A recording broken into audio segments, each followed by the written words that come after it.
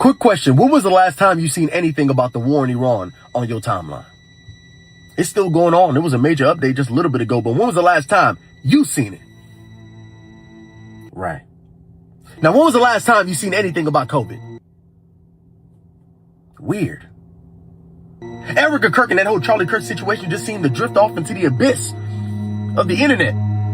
But now you can't get rid of that black conservative cop who keeps giving you political views you ain't asked for. He just can't stop talking for some reason. I bet you know what's going on in the Shade Room and what's going on with pop culture. But I bet you if I asked you what was going on with them tariff refund checks they promised they was going to give you, but now they gave out to them billion-dollar companies, you wouldn't know what I'm talking about. Listen, it's not your fault, though. I want you to understand that it is not your fault. I am colorblind. I'm actually colorblind. I know that's a random fact, especially being a graphic designer, but I'm actually colorblind. Well, technically, it's a color deficiency. I just don't see colors the same way y'all seeing the colors. My entire life, I didn't know this. I found this out when I was in my 20s. Just kind of thought I sucked at colors the same way I suck at algebra, but come to find out there was a real problem. I do not see colors the same way y'all see colors. But then my mother-in-law gave me these glasses. And these glasses made things a lot more clear. Now for you, it's probably easy to see the difference between this color right here and this color right here. Sorry, it's a little bit of a challenge for me. I'm colorblind. I don't see the colors the same way y'all see the colors. And it made it easier for me to understand why people don't see things the same way y'all see things. But you see, there was a pair of glasses my mother-in-law gave me that made the colors very clear. Opened my mind right up right then and there. So I want to offer y'all some glasses. They just not for colors. You see, early voting is right around the corner. Midterm elections are 90 days away, but for some reason your timeline is full of manufactured malarkey, which of non-important distractions. And it's hard for you to tell whether or not it's orchestrated. I'm here to tell you, it's orchestrated. A lot of it. Most of it. If not all of it. AstroTurfing, if you don't know what that is, definition right there, has always been a thing, but in the digital age, it's hard to tell. A lot of people aren't forming their own opinions, being paid to tell you somebody else's. A lot of the stuff on the internet is not real, it's not natural, and I'm trying to make it very clear to you, you need to pay attention. Okay? Propaganda used to be a lot more obvious. It would come from people who were a lot more obvious, but now it can come from a cop with a podcast, a widow, an entertainer, or somebody like me sitting in their car. Because we're being paid. I need you to pay attention, be clear, put on the glasses, and use your head, or the government will use it for you. In the meantime, I hope you have a wonderful day. You know I love you, and I'll see you tomorrow. It's about to go down. Michael Sean and the Takeover Legend Morning Show is back. Monday through Friday, 7 a.m. to 9 a.m. Michael Sean, that's me. Jay Black, Sexy Mo, C-Chum, and celebrity guests that you get nowhere else. That's right, but here on Michael Sean and the Takeover Legends. Go to our YouTube page, Michael Sean and the Takeover Legends, and check the exclusive situation all the way out. Or catch it live. Get your comments on Monday through Friday, 7 a.m. to 9 a.m. Michael Sean and the Takeover Legends are back. We the worst records, baby. We about to create a perfectly horrible song. Y'all know I've been in the gym, and now all I wear is tight shirts, tight shirts, tight shirts, tight shirts, tight shirts. Yes, I do. Michael Sean wears tight shirts. I wear tight shirts because I'm working out some. And if I wear the right size, you won't see none of my little cuts in my arms or whatever. Short sleeve tight shirts in any type of weather. People talking trans when they see me in the street. Your shirt's so tight, we can see your heartbeat. Man, clown me if you want, I'm sticking to my guns. And when December comes, it's gonna be fun. You can crack jokes and treat me like a jerk, but one day you'll see my six-pack right through my shirt. And even if I wanted to, I just can't stop. I just might rock an Ezekiel crop top. Whoa. What? Did I take it too far? What? Yes. Whatever. Tight shirts in the morning at work and when I grieve. I even wear tight pajama tops when I sleep. Tight shirts, tight shirts, tight shirts, tight shirts. Good morning, ladies and gentlemen. It's Thursday, August 6th. Yeah, man. August is here. August is here. Good morning. Good morning. Good morning. Good morning. Good morning. Good morning. Good morning. I made a mistake.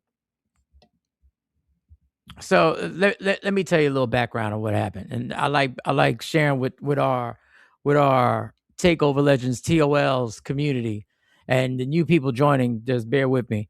Um, we had a couple of shows where the numbers just like blew up,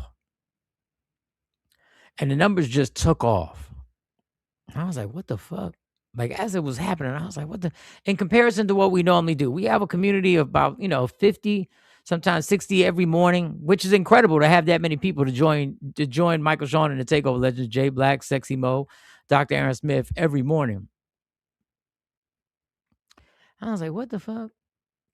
And it was nothing drastic. We just put a title up. It was Nancy Grace exposes Officer Brandon Tatum. Didn't know. Now, that title and the cover of the title is like a thumbnail. They call it a thumbnail. Listen, I've been doing this forever, just running my mouth, just to have a community to talk to. And when I first started it, it was just to stay sharp for radio. Then I didn't know that this show would be an actual show that would help me get through a lot of shit. And was my go-to every morning. And then come to find out, it was other people's go-to every morning. So when the numbers just quadrupled, then I'm not math ain't my strength. It just took off, and then we saw that, and we said, all right, well, maybe this is going to be our niche, even though I know that's not going to be our niche because this show doesn't have a niche. This show is, if you join us every morning, you become a part of this community, and you hang out, and you rock out with us, and then you start getting the jokes, and you start getting the personalities, not only the people who are on this microphone, but the people that are in the chat.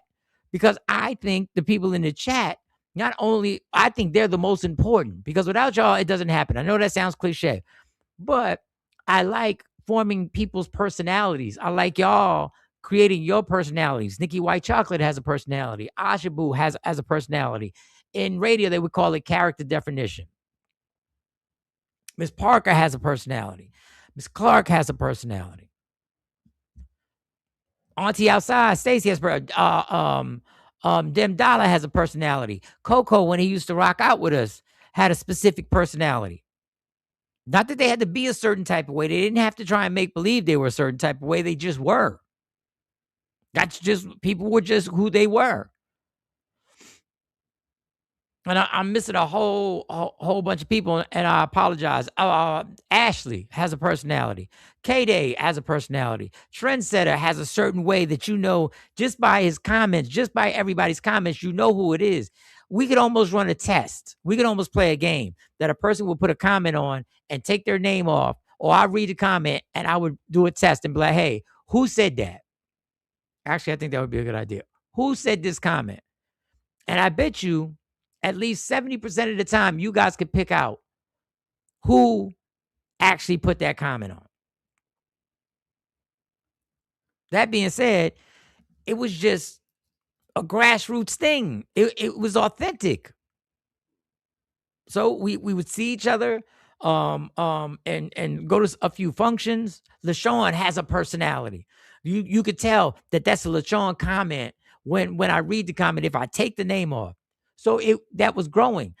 So as much as I've said, I can't explain why this show is going to work and why it does work.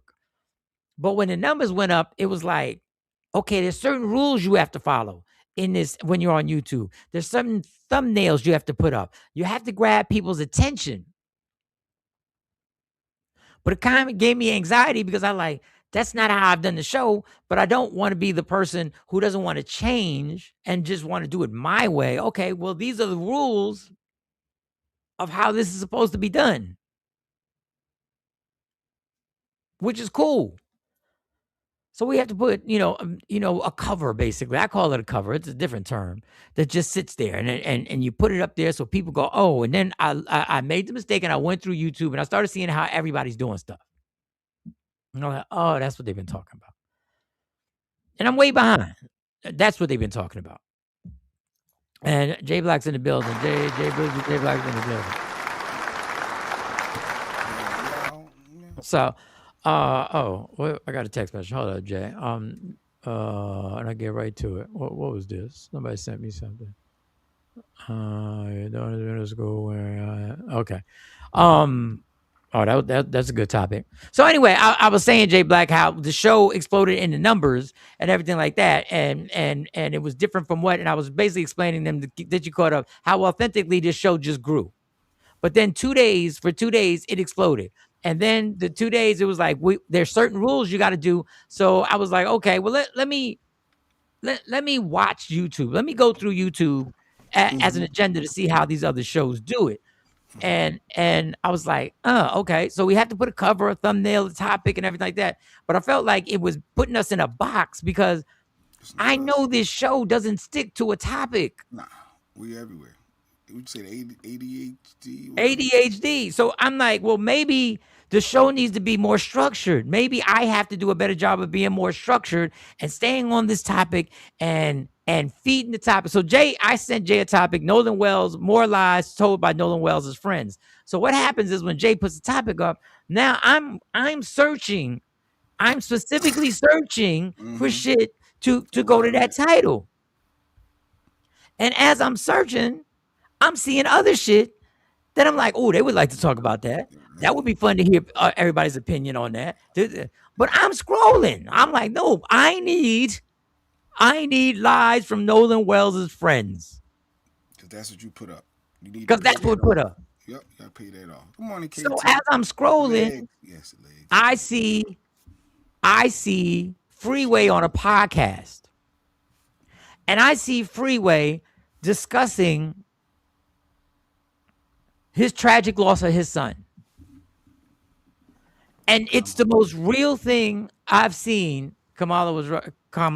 Told you Was she? so. But anyway, Everything she um, said came true. Everything she said came true. I'm not going down a rabbit hole. Good. And then I watch That's the Freeway, ADHD and part. I watch him, You and watch I Freeway. say, I need to show them this.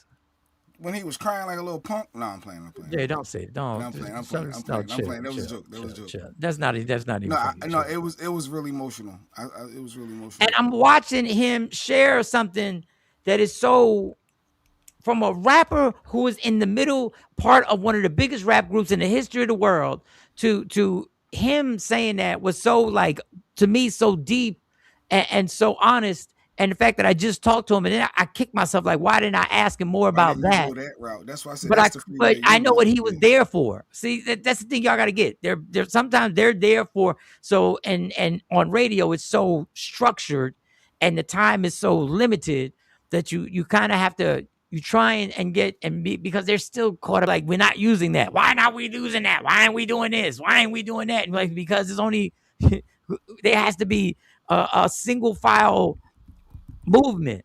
Freeway shares tragic loss to drugs. Tragic loss to drugs. So the chasing trying to compete, but then what it hit me was I've never done that. That's not how I succeeded in radio. I wasn't the person who was supposed to read liners. I wasn't the person. I specifically when I would join radio stations, new radio stations, I wouldn't listen to the station because I didn't want to be influenced by what they were doing. So I'm kind of in this thing where I'm like, that's not how I've succeeded by trying to fit in their box. But some things I had to incorporate. This long story is to tell you that the show is as we're building this show, there's a whole lot of shit that's going into this that I'm trying to figure out how to keep it what we got and not be stubborn that we have to change and tweak some shit in order to go to the next level. But the irony of this is the show that exploded had nothing to do with thumbnails. It was a good title. I guess that would be a thumbnail. It had nothing to do with AI covers. That's true. Let's just do what we do. And now we still got to market this bitch. So we still got to market it and we got to get it out there. So anyway, I wanted to do that because the chasing and this, I don't want to miss it because I wrote this down. The chasing led us to literally putting Roland Martin as a title. When I know I don't give a fuck about Roland Martin. to the point where I was like, we need to take that Roland Martin bullshit down. You're the damn. You got It's one thing. We'll do the story. Of course, we'll do the story. talk about it. We're going to talk about it. But the fact that I got so desperate to put that motherfucker's name as the title,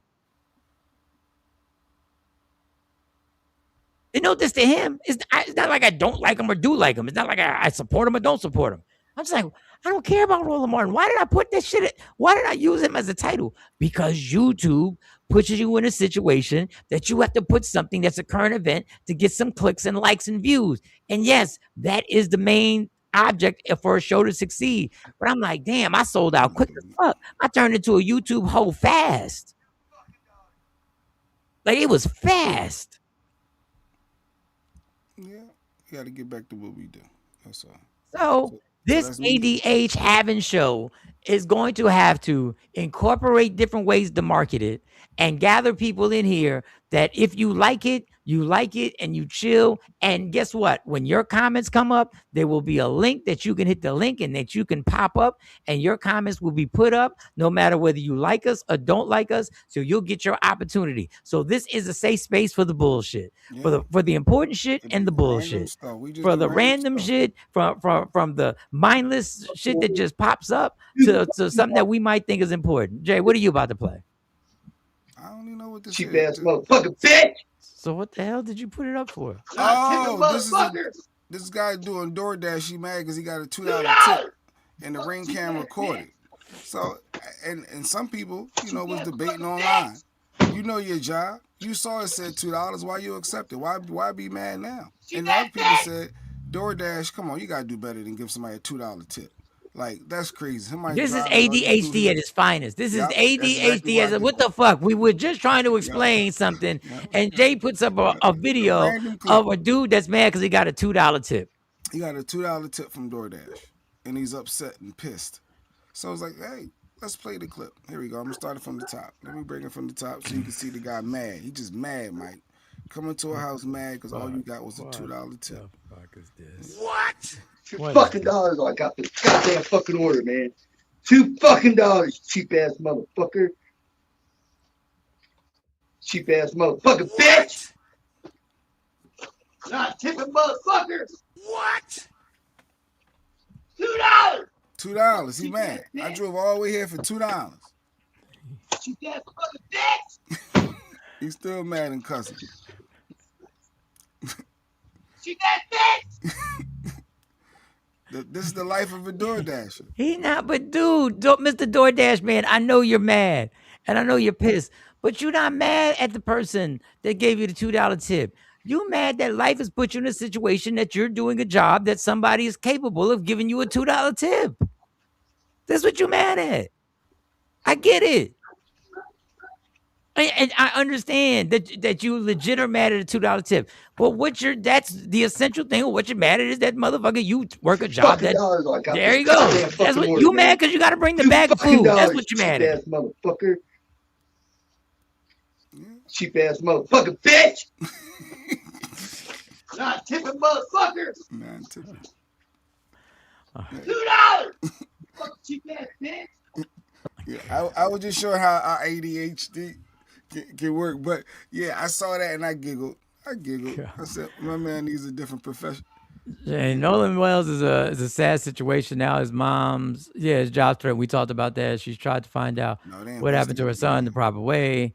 His fake friend. It's absolutely horrible. They're investigating his mom now because there was some alleged something in HR. So now they're investigating her, and she might lose her job. And obviously the claims ain't gonna be founded to be true, but yeah, they just messing with it. And all I heard the claims have been dropped. That's what I heard. Your community will spread the word. Title cards can be used on reply. Your title cards can be random rants and other shit. I don't know what title. Do you know what title cards? I have no idea when she just no said idea what title. Motherfuckers be just making. I love Lois, but Lois just be dropping shit that we have no idea what she's doing. Just drop a title card. What is a title card? We appreciate you though, Lois. But I love Lois. I gotta do. I have to text her back. You're on a working group team, Lois. We need a title card. Okay, can you explain what a title card is? Can somebody explain what a title card is? Title card. The fuck? She said it so flowing. Is that like a comment card? What Tawana say? What was Tawana? Mike, it's not about what you like or love. It's about telling the stories or topics that people want to hear. It's like we direct marketing. You start with your fan base, but then you grow branches. I guess you gotta grow branches, Mike. You're a tree. You have to try new ideas. It will all work out fine. No, I know it's gonna work out fine. I just don't. When you get caught chasing the same thing the same way that how everybody else is doing it, You lose yourself. You lose yourself and you become just part of. We are all marketing something the same way. We are all trying the same things.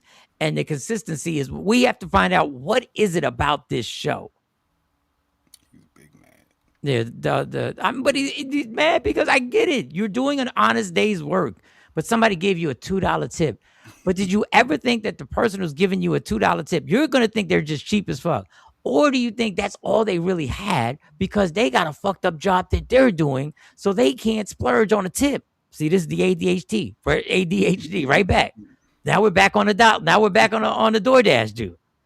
Went from Tawana to a DoorDash. You got to keep up. As a snowman, he could have got a better job. He could have got a better job. Yeah, Go to college. Get a real profession. Not our fault. Suck it up. Yeah, he white. He got that white YT privilege. And there's a lot of poor white people who are sitting there going, where do you pick up this privilege? There's a lot of people. There's a lot of white people. You're born with it. That's what there's a lot of white people. Yeah. How do I cash in on what I was born with? I understand when white people say, what office do I go to collect? Because right now I'm living in a 400 square foot 1-bedroom apartment. So I'm trying to figure out where I cash in on this white privilege. I get why they would say that, and I get what you're saying. That DoorDash clip, Miss Parker said, "No, you threw my food. You coming to take this back? You coming to pick this back up? Nuh-uh. Or she taking her $2 back, like one or the other. You ain't gonna be throwing my food in. I got you on camera. Come on now, that's crazy." Lois said, "Are you want to replay the DoorDash guy? I had another clip I was about to get going." Hurry up, because we got to pay off the thing. Like, what? This is the problem with this fucking show. This is the problem. We have to pay.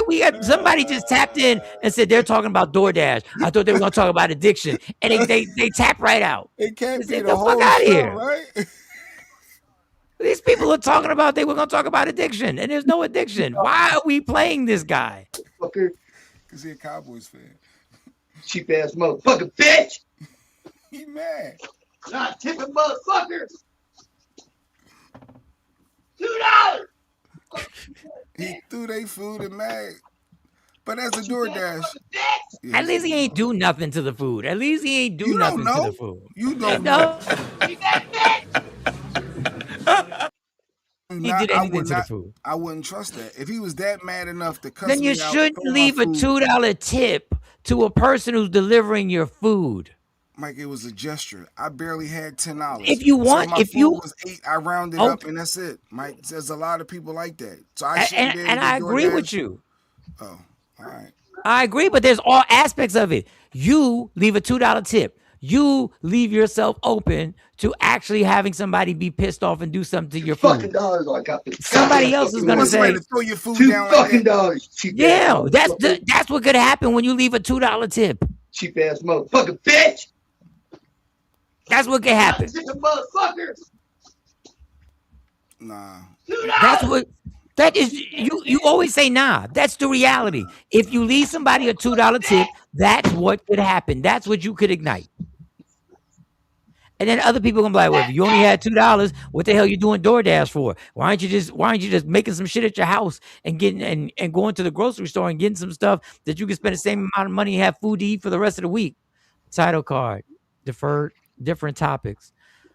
So much news from all over the world. Yeah, I don't know if we can do title cards. That's a lot. That's a lot. That's a lot. Title card equal the title of the show. I thought that was a regular title. Oh, they just added card on. No, she said topics. Lois said topics. Oh. There's so much to talk about. Goddamn fucking order, man. Still mad. $2 fucking, cheap ass motherfucker. Get this guy. Cheap ass motherfucker, bitch. Not tipping motherfucker. You don't supposed to play with people that doing your food though. You're not supposed to play with them. You better leave a nice tip. And I know you're gonna be like, well, what the fuck? But that's all. It's not this. It's not that. The topic title. The recap videos I started doing have title cards. Yes, those are title cards. Okay, thank you. And KT's made some tremendous ones. Yes. I like to compare living in the U.S. versus other countries. Best time in old USA. Mr. Sean has empathy and kindness. I got empathy and kindness because I know why everybody mad. Everybody's mad because everybody is stressed about finances. Yeah. Everybody is stressed that I'm working this job. They don't pay me enough because the minimum wage is bullshit. And I'm trying to struggle. And every once in a while, I'm too tired to cook some food. So what do I got to do? I order some DoorDash because I don't feel like taking my my tired ass to the kitchen to make something. Then the DoorDash guy who's doing DoorDash as a second job, this is his second job that he's doing to pay bills, is driving to drop your food off. You drop a $2 tip. He pissed because of the $2 tip that he's working a second job because he has to work at a second job. You mad because that's all you can afford is to leave the $2 tip, and y'all beefing at each other. And it's the people who put us in this goddamn situation who have made it that we are programmed to, they program us that they want us to struggle. They want us to struggle, to be overwhelmed. So we won't look at what the fuck they're doing. ADHD at its highest level, people. Yeah. At its highest fucking level. Jay, like, yeah, addiction. Let's talk about it.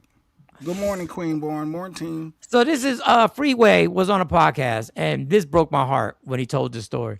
It truly broke my heart. He's talking about tragically losing his son. And this is the clip right here. Johnny, morning, Johnny. There. Like somebody that's close family member, we just had to send to treatment in Florida. Mm-hmm. Like, you know, like this shit affects me. Like my son passed away from this shit. Like, you know what I'm saying? Like I'm like, this shit is real. Let's talk about that. So you just you know, sorry to hear about your son, passing. How did your son pass again? Man, so he had a drug problem. Like, you know, and earlier that year, we put him in a treatment program. He was doing good. I think he came home like June. Mm-hmm. And, you know, he was living with me, you know, in the burbs. And he was doing good. But, you know, he kept wanting to come to Philly. Like, you know, and it's crazy, man, because one day, like, I had a show in Philly. Like, you know, and I would try to keep him away from the city because I know that's where the problem is at. It's triggers. You know, it's triggers and all that. So I try to keep him away from the city as much as I can, and it worked for a little while. You know, one day we had a show. I had a show on 52nd Street, like in front of one of my old schools, like on 52nd and Pine. My son was on stage with me, like, you know, him and my daughter, we performed, and like we trying to ride back to the crib. That nigga jumped out the car. Like I jumped out the car, tried to chase him, like, you know, but. How old was he? He was 20. He was 21 when he passed away. One weekend, he left my house to go to Philly, like, you know what I'm saying, and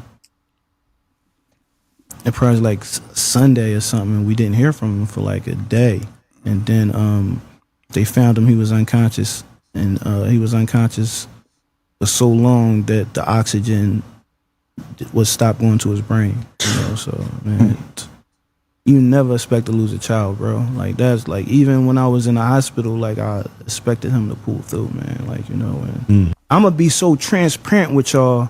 Here we go. Like, I remember one day I was with my son, and he was looking at social media, and he was like, shout out to K-Dot.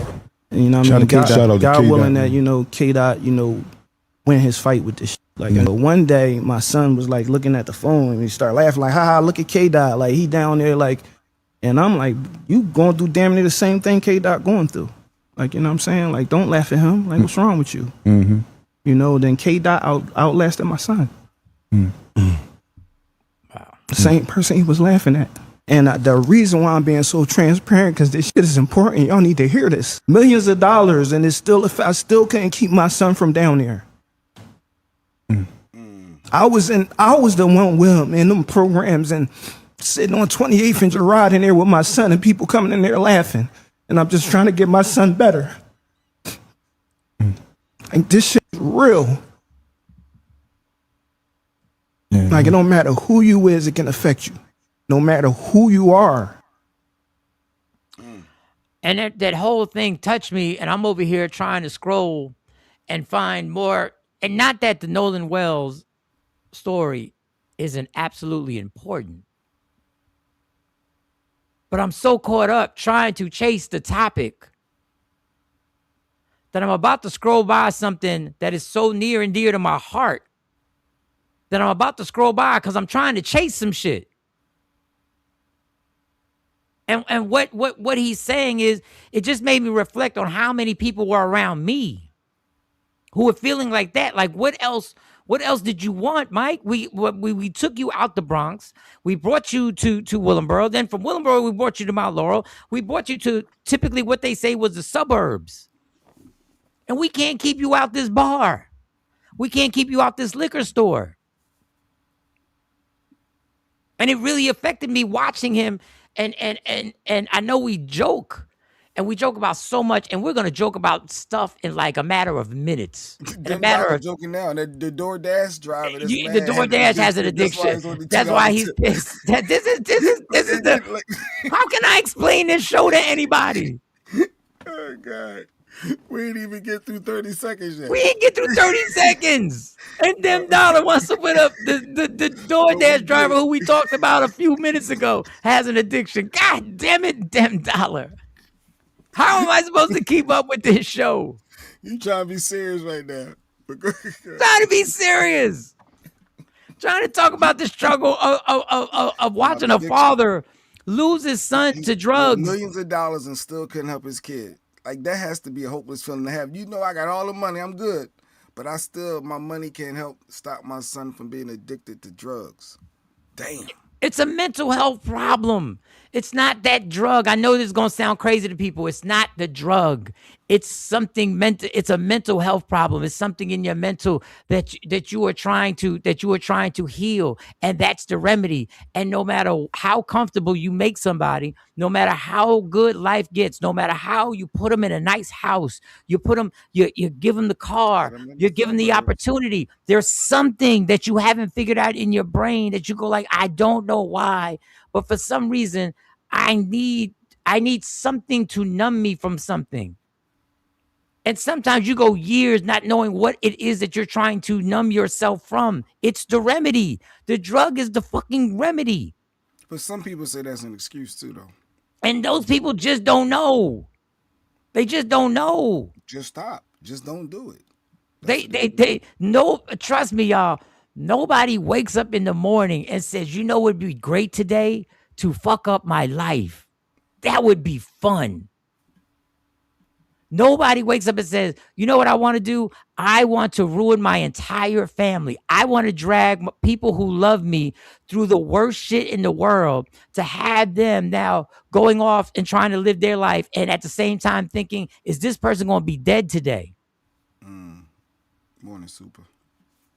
Nobody wakes up to go like, I really want to hurt the closest people to me so thoroughly that they're going to be scarred and they're going to have to start recovering from the shit I put them through because I haven't figured out why I need this remedy to deal with what's going on in my brain. And it takes years. Some people, hey, it's for everybody's individual. Morning, Asha. I'm still figuring things out like, oh, shit. Like out of nowhere, I'll be sitting around and go like, oh, that shit really fucked me up. Oh, Jane saying it's parenting. Uh-oh. Feel bad for the father's lost son to drugs. Got to do better at parenting. Got to parent those kids from toddlers.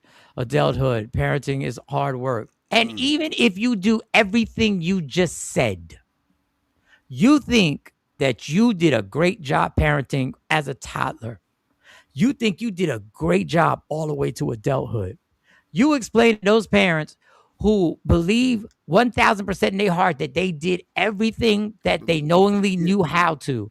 Explain to them then you needed to do a better job. Yeah. Because I want you to break down, Jane, what is a better job? Exactly what do you do with kids from the minute they come out the womb that makes it a foolproof plan that they're not going to get addicted to something? I sent the link if you want to click, Jane. You don't have to have your camera on or anybody. The link is out there. I just put it out there. If anybody want to click the link. Good morning, Asha. Afro Queen, what up? What up? LaShawn, good morning. And Stewie Trust, what up, homie? You do know every single person got some shit with them, something But that they're dealing in order with. to be strong for your kid, the one that your dad got several $1 million. He got you out the Philly streets, you in the suburbs, but you want to go back down 52nd Street. You want to get high. You want to throw your life away. Jane is saying that's parenting. If you would have did this from the beginning, maybe Did what? No. Tell me what. Tell me what. Been more involved, I guess, more activities, stuff to keep you busy. I don't know what I'm trying to speak for you, Jane. Stuff to keep you busy, stuff, yeah, you want him to be more involved, and you want him to create something to get him out, to get his family out the mud. Be more involved and be around the house. Maybe how? took him on tour with you, maybe because you was on a road. Oh, that would have been great. Taking him on tour, that would have really helped with an addiction. Or no, maybe it wouldn't even have got to that point. Oh, like, no, now you would have just had him around. Now you would have now if he would have done that, y'all would have said you had him around nothing but drugs and liquor since the time he was 10 years old, and then you would have said he didn't do the right job then. Yeah. There is no perfect parent. There's no perfect plan. Everybody maybe he endorsed, laughed at him smoking weed, and that was a gateway drug. You shouldn't have let him smoke weed. You should have stopped that. Who knows? Yeah, we don't know. Who knows? I'm here for you, Jane. I'm just giving up. No, we're not here for you because you don't know. Because to say you just had to be a better parent means that you have to explain. You tell me the perfect situation that you think somebody can't fall to a drug addiction. How do you know? If you don't know something, I had a cousin who got addicted at 12 years old to heroin. He had that YOLO motto. Something to do in life, some things to do in life are dangerous, but be aware, you only live once. YOLO. Life was full of ups and downs. Be aware. Okay. Love you, Jane, but that didn't answer anything. I'm sorry to hear about your cousin at 12. Totally. Once they get to teenagers, they get their own mind. That's what John says. It's complex because even the parents are going through stuff.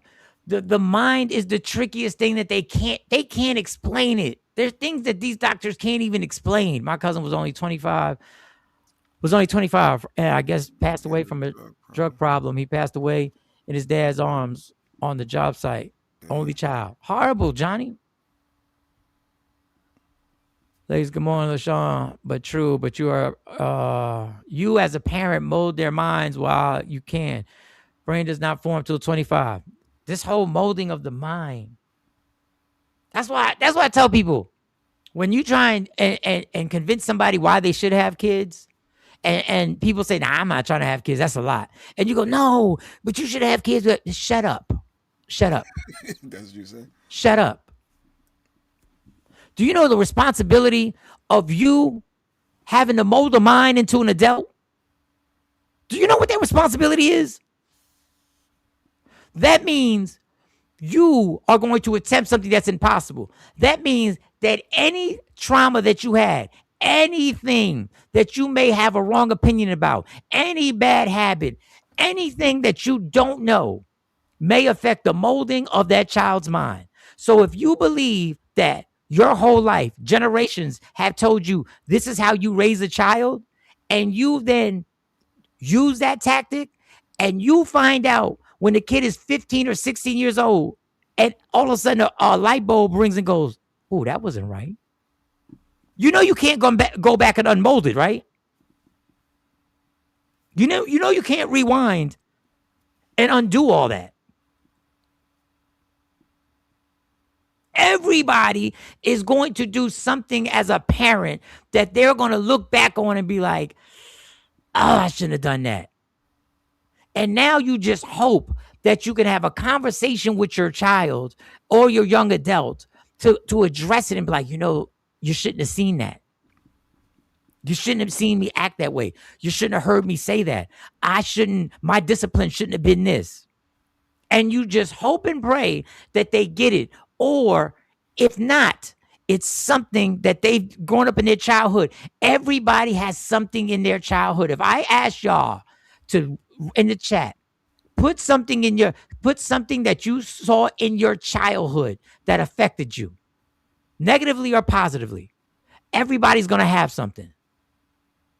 Everybody's gonna have something. Matter of fact, if I just made it negatively, if I just say, give me something in your childhood that affected you negatively, and you know it now, put it up there. Then after you put it up, ask yourself, did my parents know that that was wrong? Or was that how they were trained? Some of y'all gonna say they knew, and some of y'all gonna say it was trained. That's why I tell people, if somebody don't want to have kids, shut the fuck up and live. I can't even imagine my life without my 3 daughters. I don't want to take a breath in my life without my 3 daughters. But I also understand that if you don't understand how crazy this job is as being a parent, how difficult this shit is, anyone can fall into addictions. It has no face, no race, no financial status. Parents can't control what their kids do when they leave their sight.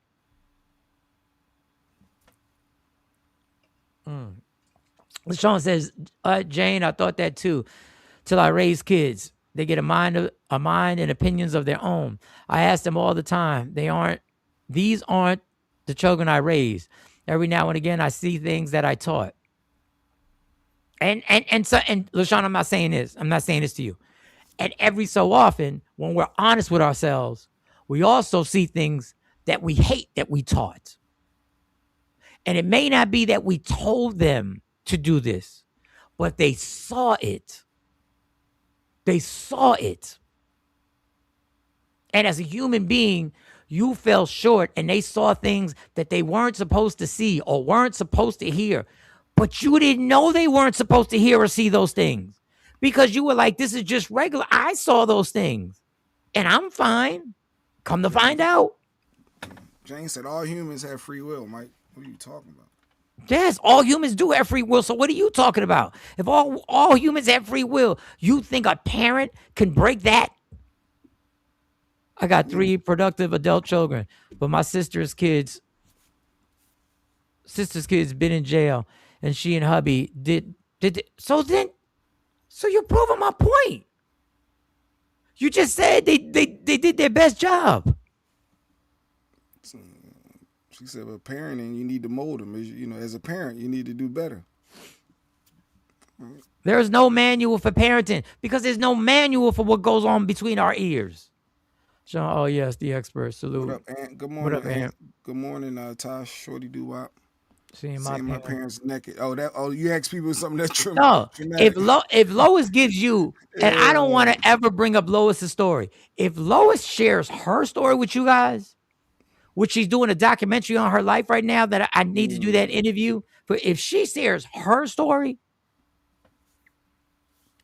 all people imperfections. All people got imperfections and stuff in the past, just human life. Yes, and some of us get lucky that the stuff in their past doesn't destroy them or doesn't affect them in a way of permanent. And some of us just I'll just call it the grace of God, just can see something and be like, and just know instinctively, I don't want to do that. Here go Jane. What Jane say? Mr. Sean, girls are easier to raise though. Jane, shut the fuck up. Jane, that's with love. When he say that, it's with love, Jane. It's with love. But you got to shut the fuck up. Got to shut the fuck up. Shut the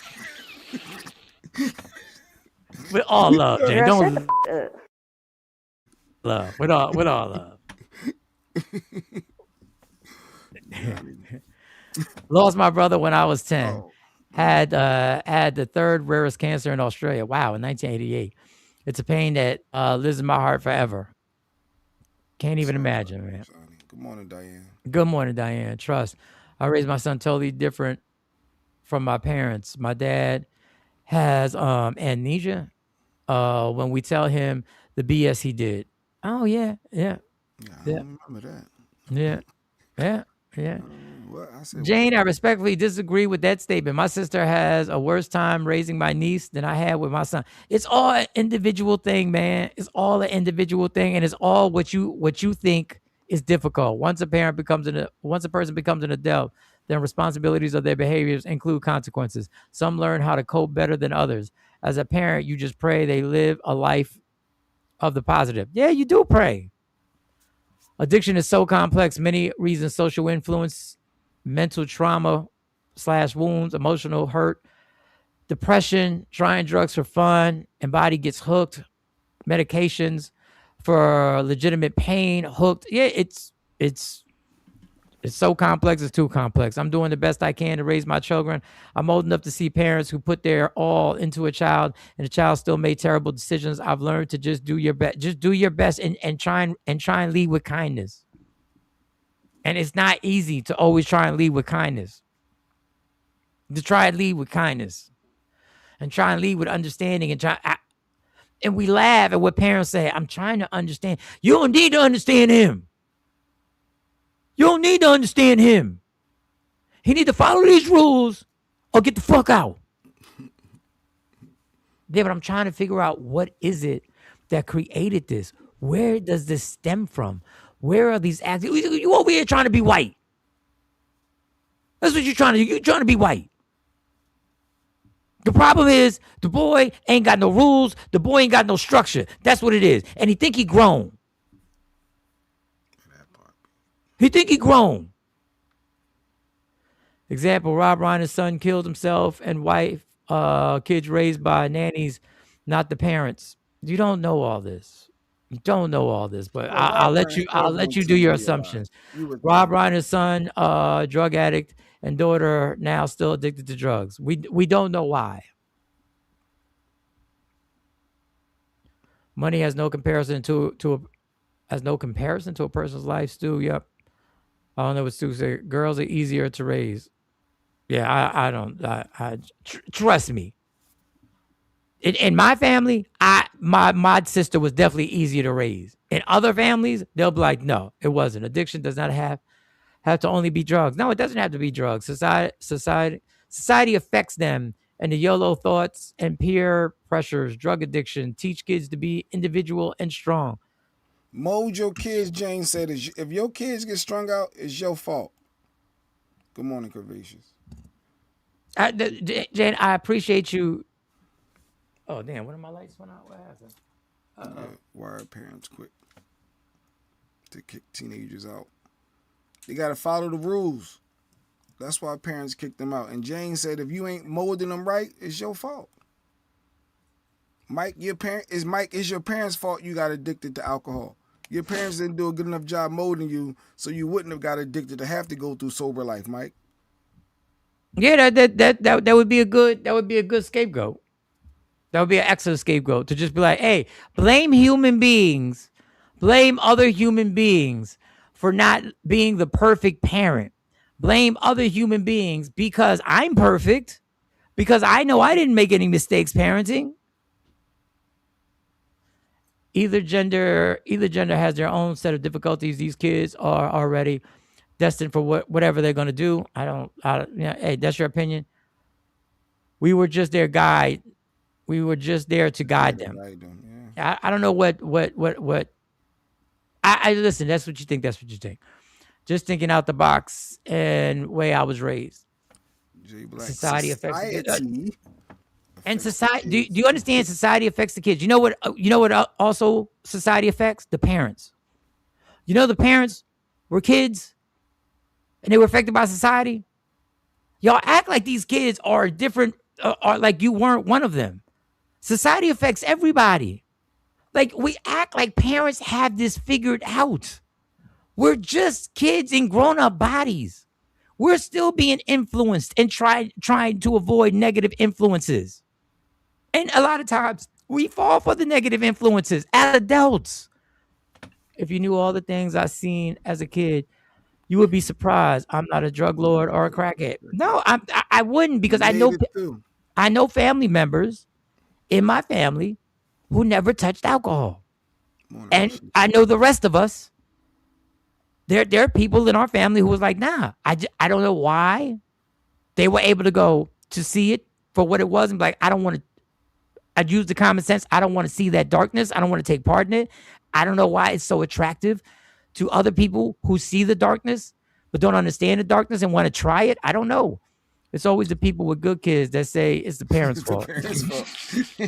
My kid's good. It must be y'all. Because over here, we good. Yeah. And what is good?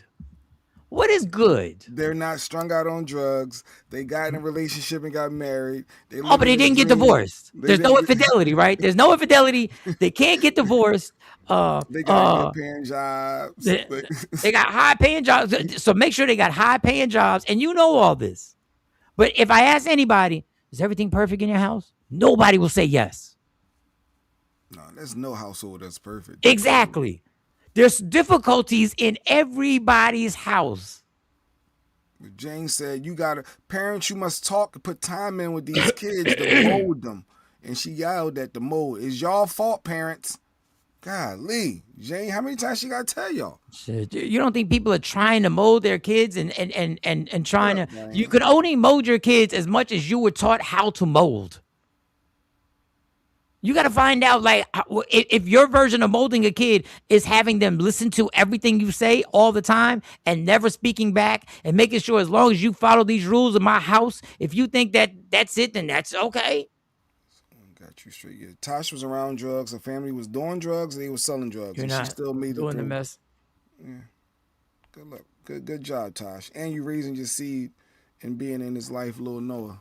And still we trust. Say what? My plan is to simply show my son and daughter the end results of these decisions. Let them see the junkies and criminals. Then let them choose for themselves. And everybody has a way of doing it. Hey, that's a style. Everybody has a way of doing it. And Stu, in my dysfunction, you know what I was always fascinated about?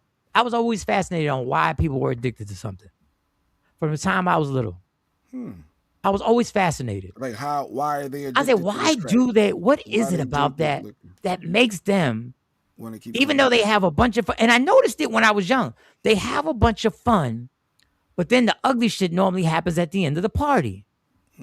They have a bunch of fun, and then I see my family having meetings the next day on Sunday, or phone calls coming to the house on Sunday and hearing these conversations and hearing people yell at each other about what happened the night before. And I was always fascinated. But my Uncle Mingo, who was probably one of the closest to me ever, I was always fascinated that he could be the best basketball player on the court. He could have the prettiest girlfriend, but for some reason, he had to stick a needle in his arm. But when he walked into a room, he was the main event of a room. No matter what room, even if he didn't fit in the room, he would walk into a room and all of a sudden he would be the main event and people would love him. And I was always fascinated. But why does he have to stick a needle in his arm all the time? Why does my dad have to go looking for him when he disappears for like a week or two? Why is he, once again, the best basketball player, a handsome man with the prettiest girlfriend, with the charisma of 1,000? Why do I see him nodding in his bedroom? And I was like, what is it about that thing that these people do? Not that particular thing, but all these things that they do, but they know that something really dark happens. And I was always fascinated. And I would just, I said, let me try alcohol. Alcohol, what? Let me try this. Let me see what this shot do. Let me see what this liquor do. Oh, makes me feel good. And it took years.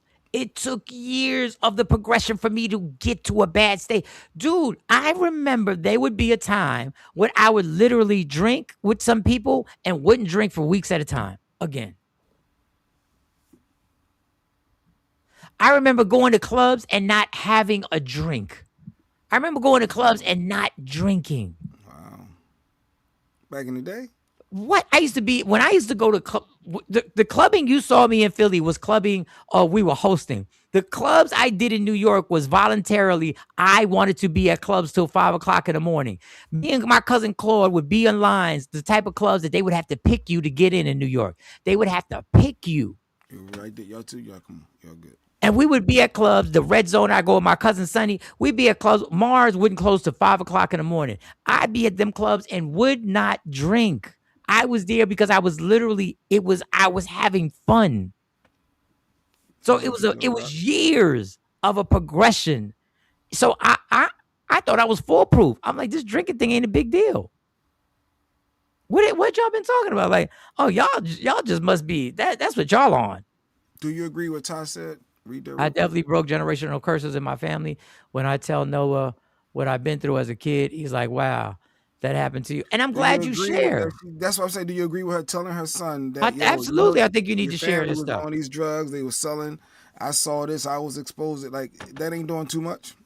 Okay. In my opinion, I'm not the expert. I ain't no expert. I don't know. What you gonna wait for? You gonna wait for somebody else to tell? You gonna wait for somebody else to tell them the story, so they can put a spin on it, and it could just be a funny story, and everybody can laugh at the story. At least she's a first-hand witness that she can tell you exactly how this affected her, exactly what she saw. My dad is an alcoholic. The Most High spared us. Oh, the Most High spared us a lot because he drove drunk all the time. Absolutely. Y'all made it home. But did you die? No, I'm playing. Let me keep going. I'm staying serious. Stay serious. No, we can go there. Because play a clip. People, let Jay run the comments. I gotta use the restroom. Run the comments and go give Jay some comments and he'll play the comments. I'll be right back. Oh, that was all right. I'm gonna play a clip. Let me see. Oh, I saw this yesterday. It was a clip about Pop the Balloon. I had no idea that I can't call a woman a female. I had no idea that this was like a slander, something bad. So watch this clip from the made, and the word female, I don't like that word either. So yeah. Okay, I mean, honestly, that just means, well, female. I mean, whether there's male and female, so you use the word male, or I'm just confused on that part. I only use the word man or woman when it comes to human beings. Okay. Yeah. So what's wrong with female? It's dehumanizing in a way. And you say you're into like understanding how the world works and the environment around you. Yeah. So maybe studying a little bit why women feel like that is offensive would help. Well, honestly, that's not how I see life. I see life somebody else's perception shouldn't affect you unless it let it affect you. You know what I mean? Somebody could call you a female, right? It would only affect you if you let it affect you. You know what I mean? So somebody else's words shouldn't really get into you unless you let it to. So I don't think that's my problem. I think it's just like an individual person's problem. That's interesting. Yeah, well, okay. I popped. So she popped because he called her a female. And I didn't know she said it's dehumanizing to call a woman a female. And he's like, what? It's males and females. I had no idea. So then me and Lady Q got into our little debate over it.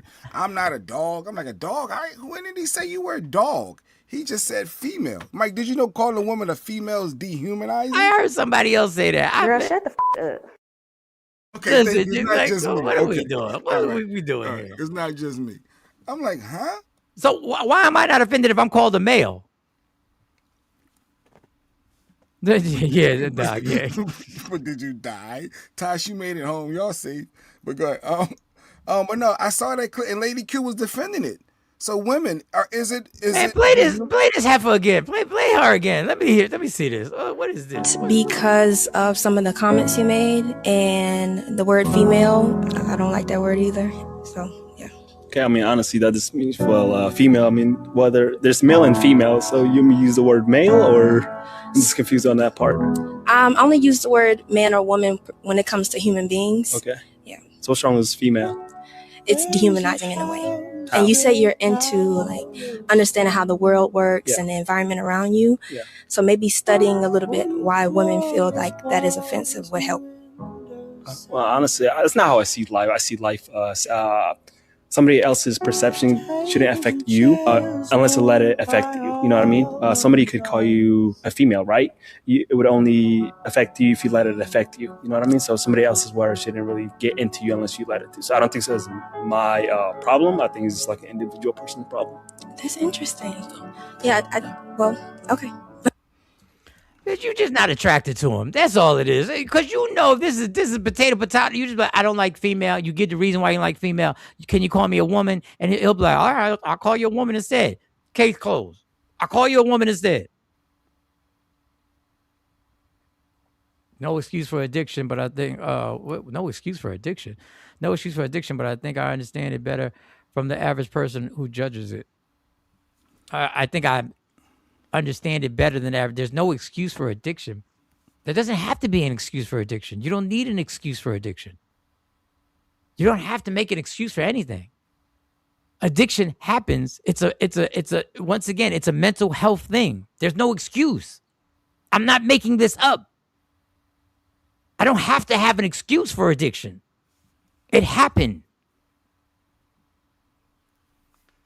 I don't need to break down like an excuse or, well, the reason why is I don't even understand. So if a person doesn't understand, they can't even get why they're ruining their lives. So how are they making an excuse? It's happening.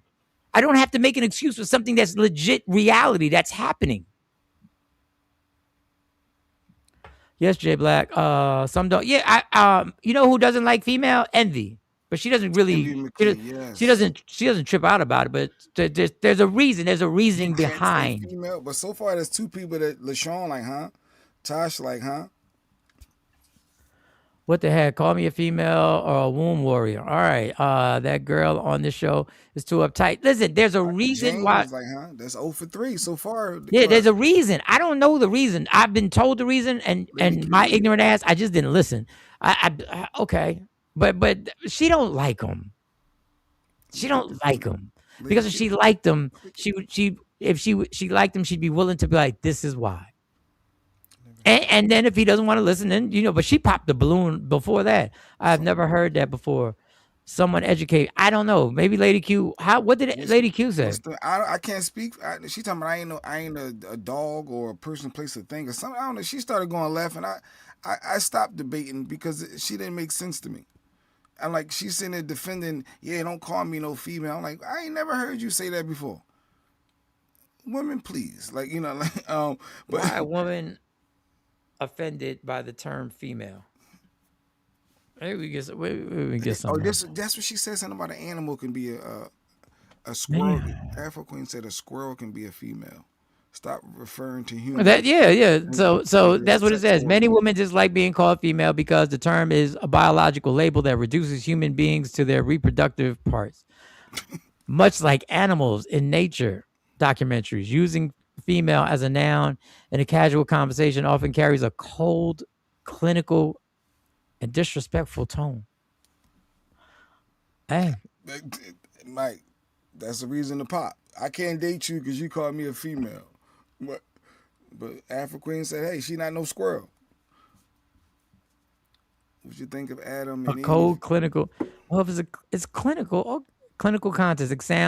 It sounds natural in a medical or science setting, but weird in everyday speech. How is it weird in everyday speech? But okay. Female dog. That girl sound whack though. Jay Will say what? Is she the next K-Tang? Jackson? I don't know. K-Tang Jackson. I'm not a biologist, so I don't know about sex. No such thing as male or female no more.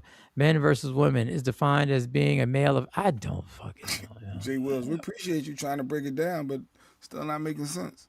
You'd be better off telling us what a title card is. God called us males and females. Book of Genesis. Asha said, I'm bringing the book of Genesis. Y'all offended by God. That's what Asha said. Y'all offended by God. That's like trying to give an excuse for cancer, huh? Yeah, like does somebody have to give an excuse for cancer? Offensive.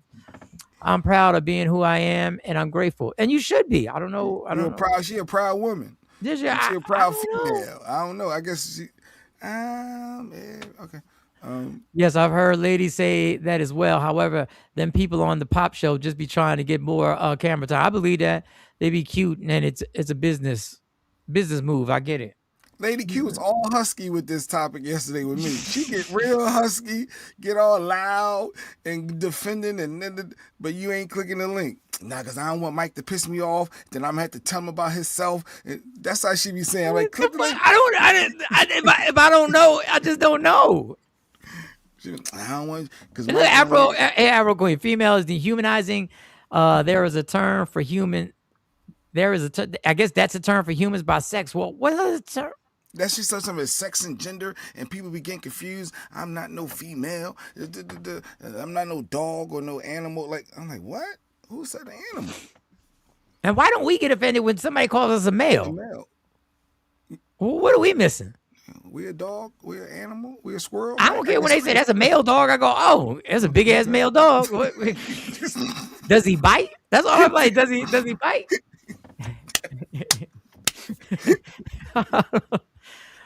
Many males call themselves men, and in the same sentence will call a woman a female. But I don't have a problem. Okay, sometimes it's dismissive in a way. Some guys even say they use the word female instead of bitch. I don't know. From the same folks that call children kids. Children. Oh yeah, right. Yeah. Like, wait, could a children be a kid? But that's offensive. We don't know. Right? I don't know. I don't know. Once again, you try and explain this show and try and create and try and build this show to a community of 300. You try and build this shit right here. The host just leaves and go to the bathroom and leaves. It just leaves in the middle of the show because I've been drinking too much out of my Stanley. Jay playing explain what? Good thing I had something to stand by because. If you say it's an offensive way of saying you can't do something because you're a female, it's different. Okay. I don't know. I don't know. I do know people who share this sentiment. I don't know. Did you ever hear the story about the rapper Chingy, J Black? Chingy from Ludacris. And how his career was destroyed. Oh, yes, because he started to date a transgender. Sydney, what's her name? Sydney? It was a transgender woman that Chingy was known to be with, and she outed him and said, yeah, I'm dating Chingy. But come to find out, I think she was lying, but it was too late, and everyone already believed he was dating a transgender. Yeah, Sydney Star, is her name Sydney Star? Ain't that about a bitch, because Chingy says something. This is Chingy explaining what happened to his career over a lie. This is Chingy right here. And Chingy was popping. Somebody took a picture of me being nice to a fan who came up and was excited to meet me and saying how much of a fan they was and just wanted a picture because they love my music and stuff. And I took the picture. And they based the 2-year relationship lying off of that. You destroyed his life. No, Adam, no, I didn't. I'm going to be real. I was young. I was 19. I was a backup dancer. I was working for a show that was with Shauna the rapper. Chingy opened up for one of the shows. I always had a big crush on Chingy, so I wanted to get a picture. He was very welcoming. People were in my ear saying, Sid, you got to do something with this because you're a trans woman. They're not going to pay no attention to you. This was, mind you, 2010. Trans women were not being looked at for anything. I was finna stop taking pictures with homosexual individuals. And nothing against them, but now I thought that's what they gonna do. Didn't want to be compromised at all. No one was talking about Chingy at that time. I actually made the world start talking about him again. But look at that shit. I became a warm-hearted, good person in my soul. I apologized. I tried to make things right. But then you know what type of individual I am? I said to myself, all of them didn't do that to me. They don't deserve that. And so I still took pictures with homosexual people when they wanted to take a picture with me. Because that's the type of heart I got. I ain't gonna stop being me because somebody decided to be evil. That's gonna come back on them. How did you deal with that? So he said that's gonna come back on them. Well, what happened was Chingy's career was ruined. Never to be the same again, never to regain the same status. Right, and Sydney Star went on to be the Sydney Star that you know. They never dated. It was all a lie. Yeah, she admitted it was a lie. She goes on to make the song "Quiet on the Creep." That song that we saw the football players doing this thing too. Quiet on the creep and whatever. And at the end of that, he says it's gonna come back on him. Well, his career never recovers. Well, just last week, look what happened to Sydney Star. Are you serious? Yes. Are you fucking serious? Why are y'all defending Sydney Star for being arrested for messing with a kid? They're 37. If you didn't know, controversial trans woman Sydney Star is now in jail for doing unspeakable things with a 14-year-old in ATL. If you guys forget, Sydney is the one being accused of ruining Chingy's career after falsely accusing him of being in an intimate relationship with them, just for Sydney to admit that they lied because they just wanted clout. On the police report, Sydney is labeled a male, which has some news sources calling Sydney a male. This has those calling people out, saying that just because Sydney committed this crime does not mean that they should not be called the correct pronouns that they wish to be called. While others are saying that this is Sydney's karma for what they did to Chingy all those years ago. I'm gonna be honest, this is not an argument about what you like to be called. This is about a 37-year-old individual having inappropriate relations with somebody 14. Are you serious? Yes. So allegedly, what happened is they were too young. They were there for football. These young, I think he was 13 or 14-year-old. They were there for football, and she approached them and got them on an elevator allegedly. And the elevator was one of them elevators that you only have the key to get to one floor, so they couldn't get off. Allegedly, then something went on in the hotel room. I don't know about what LaShawn said. I didn't see that it happened. They saying it's Queen Boy song. I mean, they saying that it's Saucy. Oh, Saucy. Santana. Saucy Santana's song. My bad. That's Saucy Santana. My bad. That's Saucy Santana's. My bad. I apologize. I retract. That's Saucy Santana's song. The Quiet on the Creek. I'm getting my chance. Yeah. My bad. Sorry about that. Sorry about that, everybody. Sorry about that. We got the point though. We get the point. Go. Sorry about that. And then the kid broke out. The kid left. And then allegedly while he was leaving, she tried to give him, say, I'll pay you. And then in a panic, allegedly gave him $40. And the kid then went, the kid then went and told.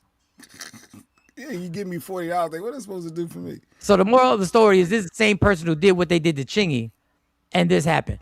I'm not a karma person. I believe you choose the lane. You choose your karma because you choose the lane that you want to be down. But if you're a karma believer, this is 100% is certified, would certify your opinion. You would bring this up every time you speak of karma. Yeah.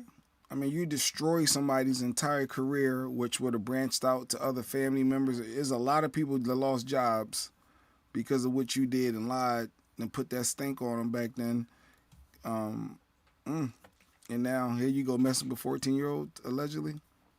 So yeah, she gonna have to sit for a minute.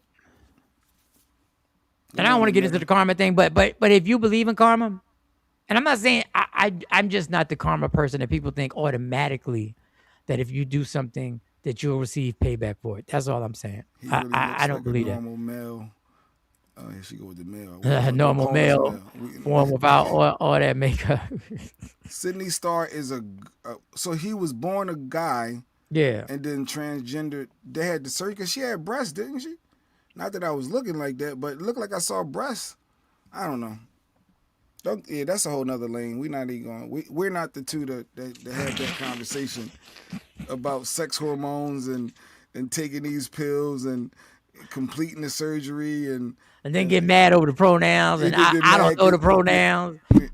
I might call you female. I don't know. He had a deal on the table. Yeah, he had a deal on the table. He lost everything. He was talking about in the long version of that. He was talking about being on yachts and who knows? Who knows, y'all? Maybe God intervened and said, you don't need to go down that path. Who knows? Who knows how this may have saved him? Who knows? Karma is a process that can happen. It just takes time.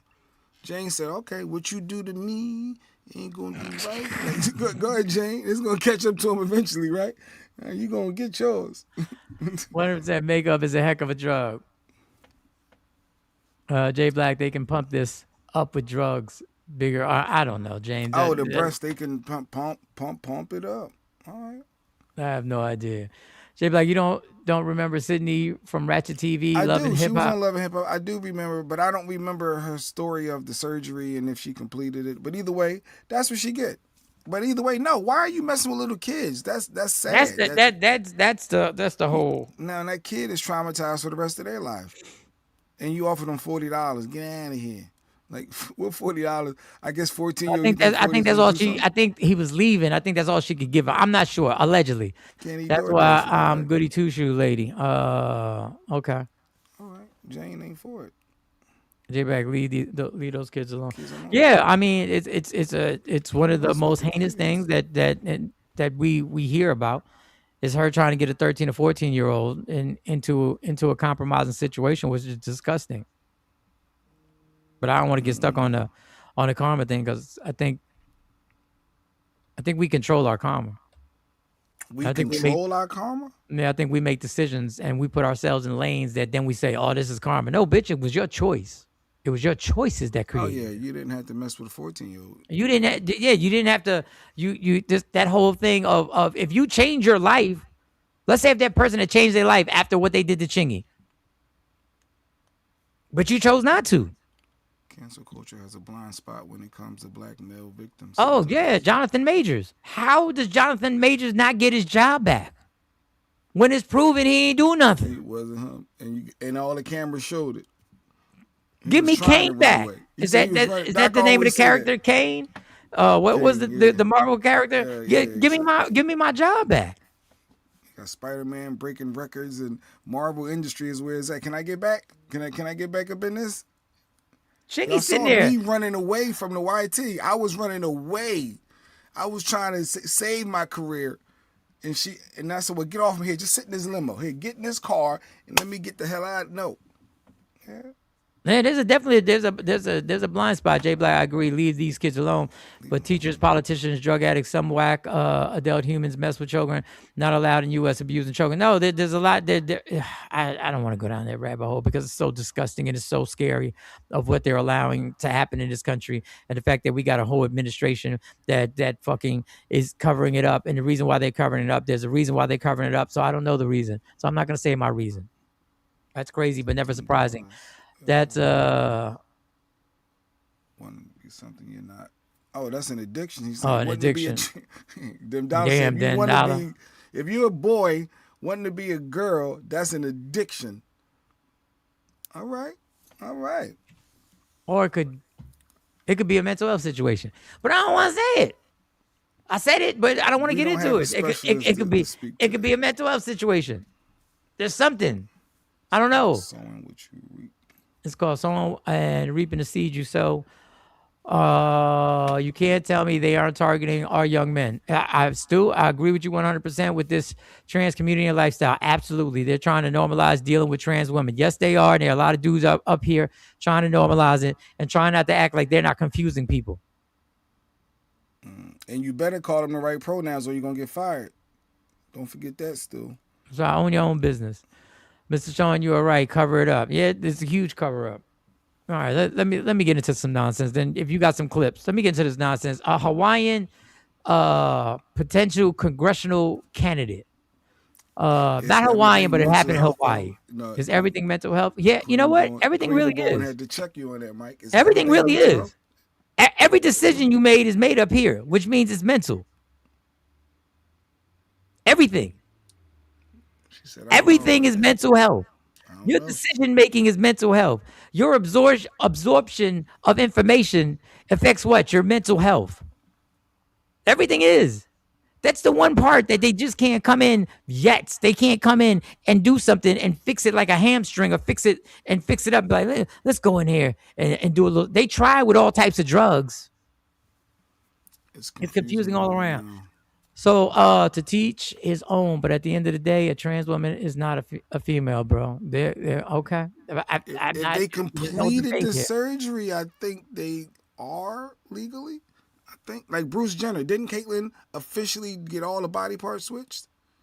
So I think Bruce really is Caitlyn now. But I don't know. But matter of fact, let me stop talking about this because I don't even know. But I do think if you complete the survey, I think technically the survey. Did you? I mean, not the survey, the surgery. The surgery. My bad. There's a survey. Hold up. Hey, shut up, Mike. The surgery.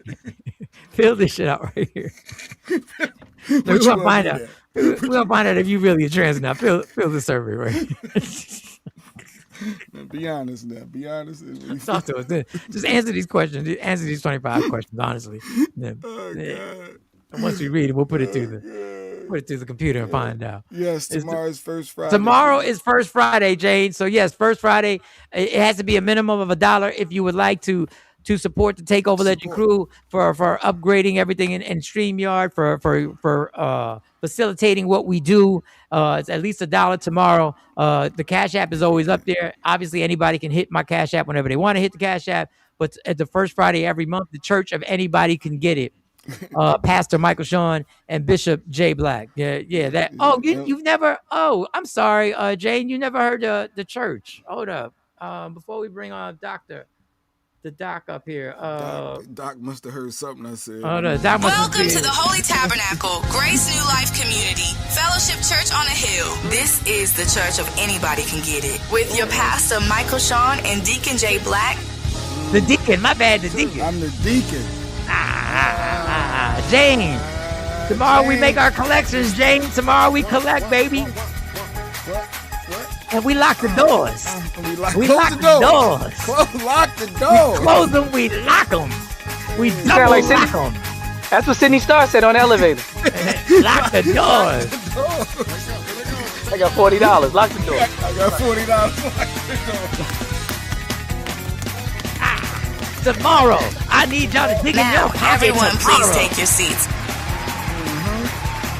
Take the survey. Like tomorrow, you take the survey, you dig in your pockets, you hit up the Cash App, and you support Michael Sean and the Takeover Legends in our journey to create the biggest show on social media or YouTube or whatever the hell you want to call it. Tomorrow's where you support. If it's $1, it's $1. If it's $100, it's $100. If it's nothing, it's all good. It's nothing. If you can't break us off, it's all good. It don't matter. Yes, Bruce is Caitlyn. We're not gonna get into that. Doc, what stirred you up? Caitlyn is Bruce. Bruce is Caitlyn. No, Caitlyn is Bruce. Caitlyn. Well, it was Bruce first. It was Bruce first. Oh shit! Here we go. Okay, so I got to get back on the road. This is why I called, and I'm enjoying the show. Very funny, especially when Mike went to the bathroom. That was hilarious. Because Jay was like, "What?" Yeah, he had some. It almost looked on purpose. I just knew better because I'd be on the show. I said, no, but this is the only my concern, right? Because when Jay was like, they had the whole survey, right? And Mike was talking earlier about mental health, right? Mm-hmm. There's a lot of advancements happening now where people are able to do a lot of things. And I fear the day where somebody says, I did the complete skin graft. I did all the shots. I got dark skin now. Matter of fact, they even gave me a sex change. I exchanged my Asian penis for a black one. You're going to tell me I'm not black? Right? And I'm going to be like, wait. He can say, I had the whole survey. I got all the operations. I got all the operations. Matter of fact, somebody else transplanted fur on them, and they got the canine nipples, and they got the canine teeth from actual dogs, and they actually put a dog body part on them. I'm not a dog now. Wait, bro, you stand up in the store with a Black and Mild, but I'm a dog. I got the whole I did the whole survey. Look, I got dog nipples. I got a dog genitalia. I got fur all over me. I got all the operations. I'm a dog. Woof woof, bitch. Like, no, we got to be careful with this is a slippery slope, because the day is. There's a man right now who took that story of the man who was black for a little while, Mike, and then he couldn't take it. There's a whole story about it, documentary. But the white man, they had some chemical where they can turn your skin black. So they can do that now. You could take something now to turn you black. Like, so if you go get an operation, like George Washington, get some black people's teeth, and then go get a black people's penis, or like that brother that was found in the gym mat with all his organs missing, you might be like, yo, I got more black organs than the average black person that's mixed. Like, you're not black. Like, if being a woman is just literally Donald Trump grabbing somebody's, and putting it on you, if that makes you a woman, we're setting an interesting standard. I won't even say dangerous. I don't even want no smoke. I'll just say it's an interesting standard that might have some karmic ramifications in the near future. So we need to be careful. Because if that's the case, I can go tomorrow and get all the operation in the world. I don't think that makes me anything. I think that makes me somebody who had operations. Now, if you felt like you were somebody from birth inside, that's your own conversation. I'm not qualified to talk on that. I'm just saying the surgeries alone, I know that ain't enough. So we got to stop saying, oh, they had the surgeries. I think somebody would disagree with you with that. I think there will be people that have an opposing view, because it is an opposing view to that. Because if they do complete the survey, what's left? I mean, the surgery. They're not. Left? What's left is that they're not. What's left But is they that also say they identify it inside. They say from birth they felt that way. That's different. I'm just saying if we just make it the survey, the survey. If we just make it the What makes surgeries, you a woman? So you saying only childbearing? If you can't have, if you don't have not the even organs to make, childbearing. like what makes you a There's woman? a great clip that talks about how the difference in brains are with men and women. I think y'all didn't play that clip. It's a viral one where the guy's like, men are predisposed to solve problems and women are predisposed to communicate and understand situations, and that's why when women talk and communicate, men just come in and want to fix it. And the women were nodding, the men were nodding. Everybody in the room was nodding. It wasn't some gender war. He was a neurologist. He was talking about brain chemistry, and he said it's without fail. This is the way men's brains are wired. The women's brains are wired. So even when we talk about surgeries, we shouldn't reduce our spiritual essence or our functions in the world to just sex organs. I think that's dangerous. Just throwing a penis on you does not make you everything that I am, because the way that my brain is wired, you could take a piece of my DNA from my hair and know that I'm male. You could prick my big toe and know that I'm male after I'm dead. You can look at my teeth when I'm in the coffin as a mummy and be like, this was a male thousands of years ago. So if you want to really talk about, oh, you got to do operations, then you need more operations if you're just going to say that this makes you me. Because my brain and my spirit make me far more than my penis or whether I got breast on my chest or not. Because there's women who have breast cancer who have their breasts removed. They're still women. See, let's take it the other way. Let's go the other way. Women who have their breasts removed because they have breast cancer are still 100% women. And the organs have nothing to do with what makes them a woman. So let's put them in the room together and see that debate. Since breasts make you a woman, what do you say about this woman who had her breasts removed? Is she no longer a woman?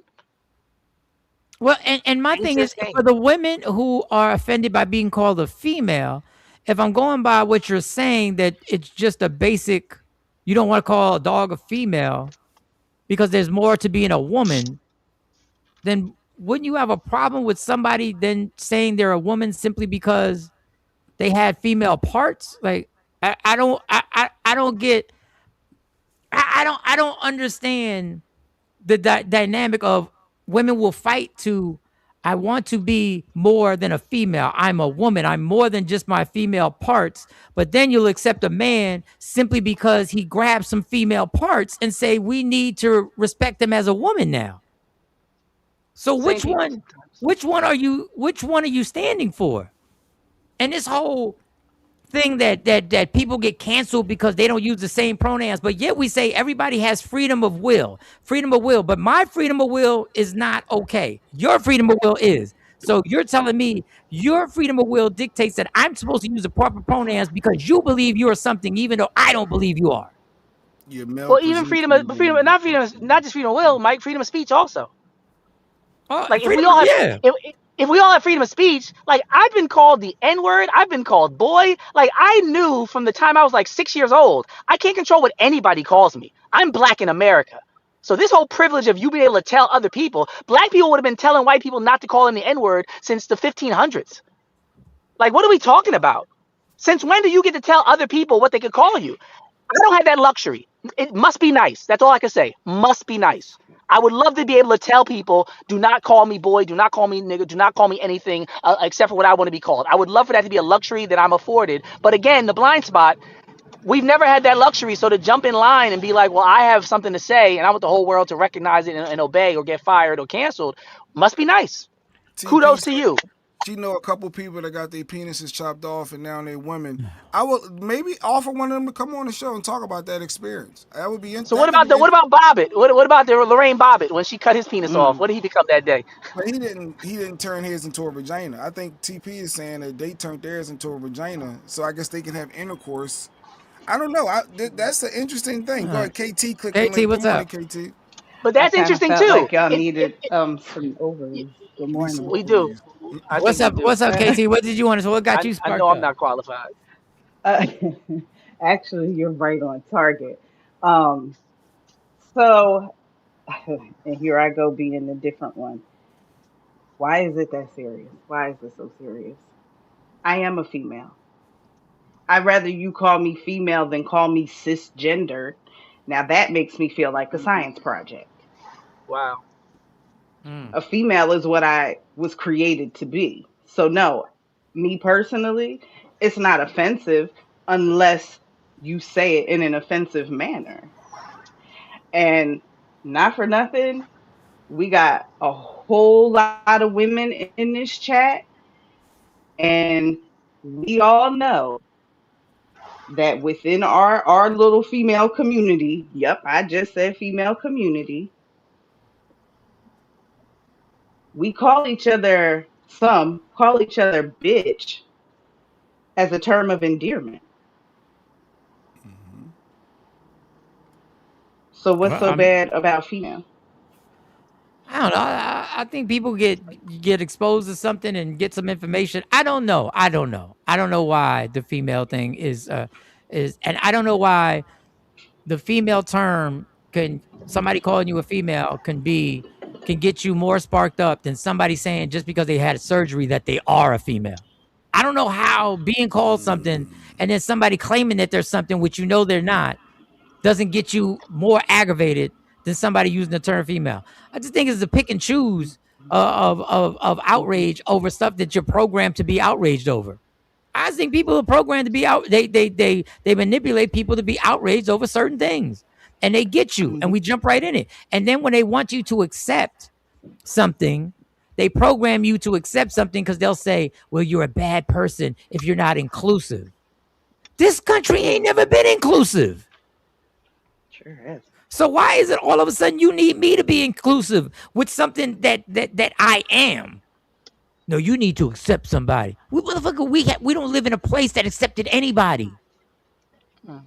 But all of a sudden we get talked down to or canceled. If somebody says, "Dog, I'm not calling you that. What's your name? Right. Just give me your name." No, but you need to know that you're going to use my pronouns. Like Doc said, join the line of people. And how did you cut the line to be able to make it that the whole country, a lot of this country, is falling in line with giving you the respect that you feel you deserve? How'd you skip the line like that? Is it because there's an agenda that helped you skip the line? Because it's weird. It's weird how I don't care if it's Democrat or Republican. I don't know how it is that somehow or another this should seem to skim the ways to still the majority of the country will try and cancel you for telling you you're not a woman. It's weird how it's weird how no matter who runs the administration, somehow or another people can get canceled from excluding this particular group. That's my point. Many men use female for offensive reasons. That's all I had, y'all. Oh, thank you, KT. Good looking. You're I welcome. Appreciate appreciate you it. clicking the link. Anybody can click the link. See, even if your hair ain't done, you ain't got to put your Why camera on. Why you claiming her hair ain't done? Because she ain't that's had why a she ain't camera. got a camera on. Trust me. No, she probably wasn't dressed properly. Trust me. He She said might have trust just had me. She might have just had something. She might have been walking around the house and something. It's all good. It's all good. Yeah. You ain't got to put your camera on. So basically, you said you didn't have to put your camera on. Now you gonna do that. So No, basically, I'm you're just calling playing, each man. other a female said dog. same thing What KT is it said. with this? You call each other a female dog is cool, but when a woman says it, but when a man says it, it's World War III. Yeah, but we know what that is. Like we don't have to go down there. We know. It's in group, out group politics. It's Yeah, always we know what that is. same thing with the N word. That's why I don't want Warren Hudson calling me the N word. He's not one of us. Like we get. So Taj said she was WNBA back in the day. I mean, I was a super town boy back in the day. I was not offended. Okay. No, so she was a tomboy. All right. What's my your favorite word? My Bitch. favorite word. Why you gotta say it like short? The pronouns are confusing. Oh, but since there's a lady who Sexy Mo said looked a little methy. Well, I saw. I was watching that episode. I liked it. and I went down a rabbit hole and found out that the lady met. Not only is she's a different. wild. She's wild. Yeah. And she don't care. She don't care. She's an OnlyFans model. She's a rapper who actually makes videos. She graduated from an esteemed college in England. Got credentials though. She got super credentials. She has challenged TMZ. Bring me on. She has told the parents, "Come sue me. I'm poor. Yeah, I have nothing. I have nothing." And what you're doing right now is paying for all my marketing. You're paying for everything. I couldn't crack what I've been trying to do this for 7 months, and you guys helped me crack it by doing what you're doing right now. Dog, I've never seen. I realize the most dangerous person is a super intelligent person who has nothing to lose and can care about losing anything. And maybe her car to get pulled one day. But as she was knee deep in the Nolan Wells situation, as she was breaking stories and as she was breaking information, that this information has been taken and a lot of it has been proven to be true for what true is right now. For what true is right now, let's use that term loosely.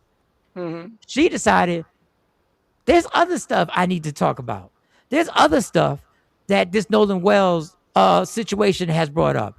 And I think Doc mentioned this gentleman, Kendrick Johnson, and she decided to dig into that. And this is the child they tried to say rolled himself Oh my up in a God. gym mat and fell in there. Now, why did Before I play, I should have said Mike, this is a trigger warning. Yo, whoa. Mike, Yeah, I hit don't me. even know you. I don't even. It was you on can't play Instagram. just the audio. It's on Instagram. And this is Even I for guess me, this that's is a the bit body. Johnson, and this is the child they tried to say rolled himself up in a gym mat and fell in there. Now, why does he have all these bruises all over his body? Okay, what is going on here?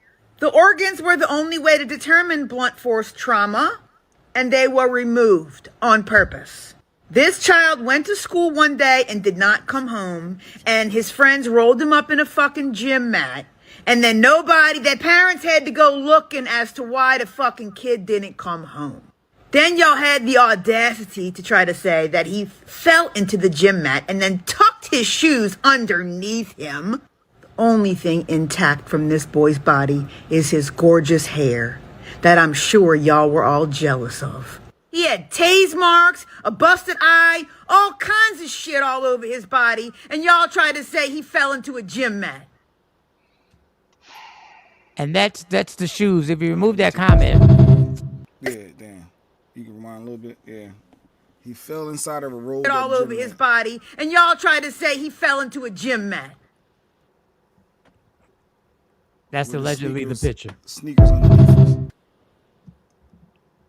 How can you be rolled up and put your sneakers underneath your feet when you're like none of that whole? Well, they said he was upside down, so they're saying like he fell and his shoes came off, but it definitely doesn't look like. Man, remember the video was missing. He had a previous fight with one of the brothers, the twins, just like with Carmelo Anthony. When these white boys got a brother, they think that they got power because there's two of them. Same thing happened in this situation where the brothers, the two wrestling brothers, with the father in connection with law enforcement. That the video was missing at a certain point. You see him walking, then the video skips, right? And then you don't see any more of the video with the fight. Then they asked him questions when they were in college. I guess they graduated by now. But yeah, I guess Nolan Wells' friends have looked at these kind of things, and they probably do think they're going to get off no matter what. Because when you look at these kind of cases, you're like, yeah, there's been tapes, recordings, autopsies, dug up the body, stuff with newspaper, organs missing, and everybody still kind of shrugged. And those two guys are still like, just living their best life. It's exhausting and upsetting. Facts, Tosh. To get that off. Facts. I had a more fun clip of math. And maybe listen, people. Everything you're saying, exhausting, upsetting, disgusting, everything. Maybe there would be more light shined on what happened to that young man. Maybe. That's what I'm hoping. We need another movie or another documentary, just like with the Central Park 5, Exonerated 5. Like when that documentary came, when Ava DuVernay did that piece, it changed everything. It changed their name. It changed everything. Like we knew that they were innocent. We knew they got out of jail. But when she put it on a big screen in a way, put on a screen in a way that made us look at it again 20-something years later, we need that with all these cases. Maybe the But even with the lady, Emmett Till, remember Emmett Till, they found the lady who lied, right? Finally admitted, right? The grand jury refused to indict her. Same Refused thing to happened with indict her. Tulsa, Oklahoma. The last few survivors of Tulsa, Oklahoma massacre, one was like 105. They came before the court in Tulsa, and they were like, "Can we finally get something?" And the judges were like, "Nah," and they let them die with nothing, even after all that they went through. So no, people try to act like things have changed, like the Tatum stuff, but. That Negro, not knowing history, was the best part of that Jubilee. I don't know if you already talked about that, but that Brandon Tatum, he repeatedly was like, I don't know about that. Oh, no, I didn't know that. Oh, I didn't know that. But I feel. And we talked about that the first time I came on the show, the difference between institutions and individuals. And this is an ignorant individual. not just self-hating, but woefully ignorant about his own history and the way the world works. With 3.5 million followers on one of his platforms. And reportedly 3.5 million in net worth. They saying he's worth between 3 and 5 million. So people are paying. Dr. Smith is right about Emmett Till. My grandparents Open went casket. to Mr. Till's funerals, open casket. They drove from North Carolina. Wow. It was a national tragedy. Yeah, I mean, Jet Magazine's on the cover. That was the thing. But it was all done so things like this wouldn't happen. You know, Mammy Till, literally, no pun intended, will be rolling her grave right now because she did that in hopes that they would see what happened to her baby and the world would be indicted for its racism and its cruelty and its brutality toward black people, and somehow legislation and cultural shift that we would not be here in 2026 talking about what happened to the boy, and a lot of people are sitting there still trying to explain it away. And I think that's the big tragedy. The response is as tragic as the death. Like, really? People are going to say that he said, go on without me, without his phone? Yeah. Little things like that are just insane. The fact that they scrubbed their social media, kept the phone and his keys, and didn't even call the parents. And like I said in the interview, he said, yeah, the next day we asked, what happened to him? Something must have happened. It's like he wasn't even found until 2 days later. What are you talking about the next day? Like the type of things that people are saying, like when do the police swoop in to at least put people in custody? And you could be destroying evidence the whole time. And once again, I don't know what's gonna happen, y'all. All we can do is shed the light that we can on it. But if anything was Emmett Till, it was Kendrick Johnson. That's Emmett Till. You can't slip and fall into a rolled up mat. But like Tasha even talking about the women. And my point is, if there was social media then when that happened, maybe there would have been a bigger spotlight on that, and we wouldn't have been able to. We had social media then. No, it was on the cover of Jet Magazine. That was the biggest social media of the day. It was on the cover. No. I'm not talking about Emmett Till. I'm talking about Kendrick Johnson. Talking about Kendrick Johnson, the one that. Oh yeah, it was a big story, but yeah. But it wasn't. The social media didn't have people who were going to spend hours of their life. Thousands and thousands of people weren't going to spend hours dissecting and reviewing and doing audio checks and breaking down audio and clearing audio up. That's not where social media was then. They still had control of the media, that when they decided to conveniently move the story out, they could move. We were still watching nightly news. We were still watching World News Tonight. We were still thinking CNN didn't have propaganda and Fox News weren't run by businessmen and corporations. They could still move it out. I don't even know if Instagram was even doing videos back then. No, there was the YouTube videos, but and YouTube at one point changed the algorithm. I don't know if y'all remember that. Because I remember YouTube used to show how many videos you watched. They used to show that, and they don't count. Because mine was obscene at one point. And I remember YouTube used to take you on a rabbit hole. Whatever topic you looked at, they'd suggest more things. And you could just stay there for like 9 hours about 9/11 and loose change and Tower 7. And they were like, we got to stop this. Because people started doing all this moon landing, Kennedy assassination. And people started really just looking beyond the veil on some Truman Show stuff, some Matrix.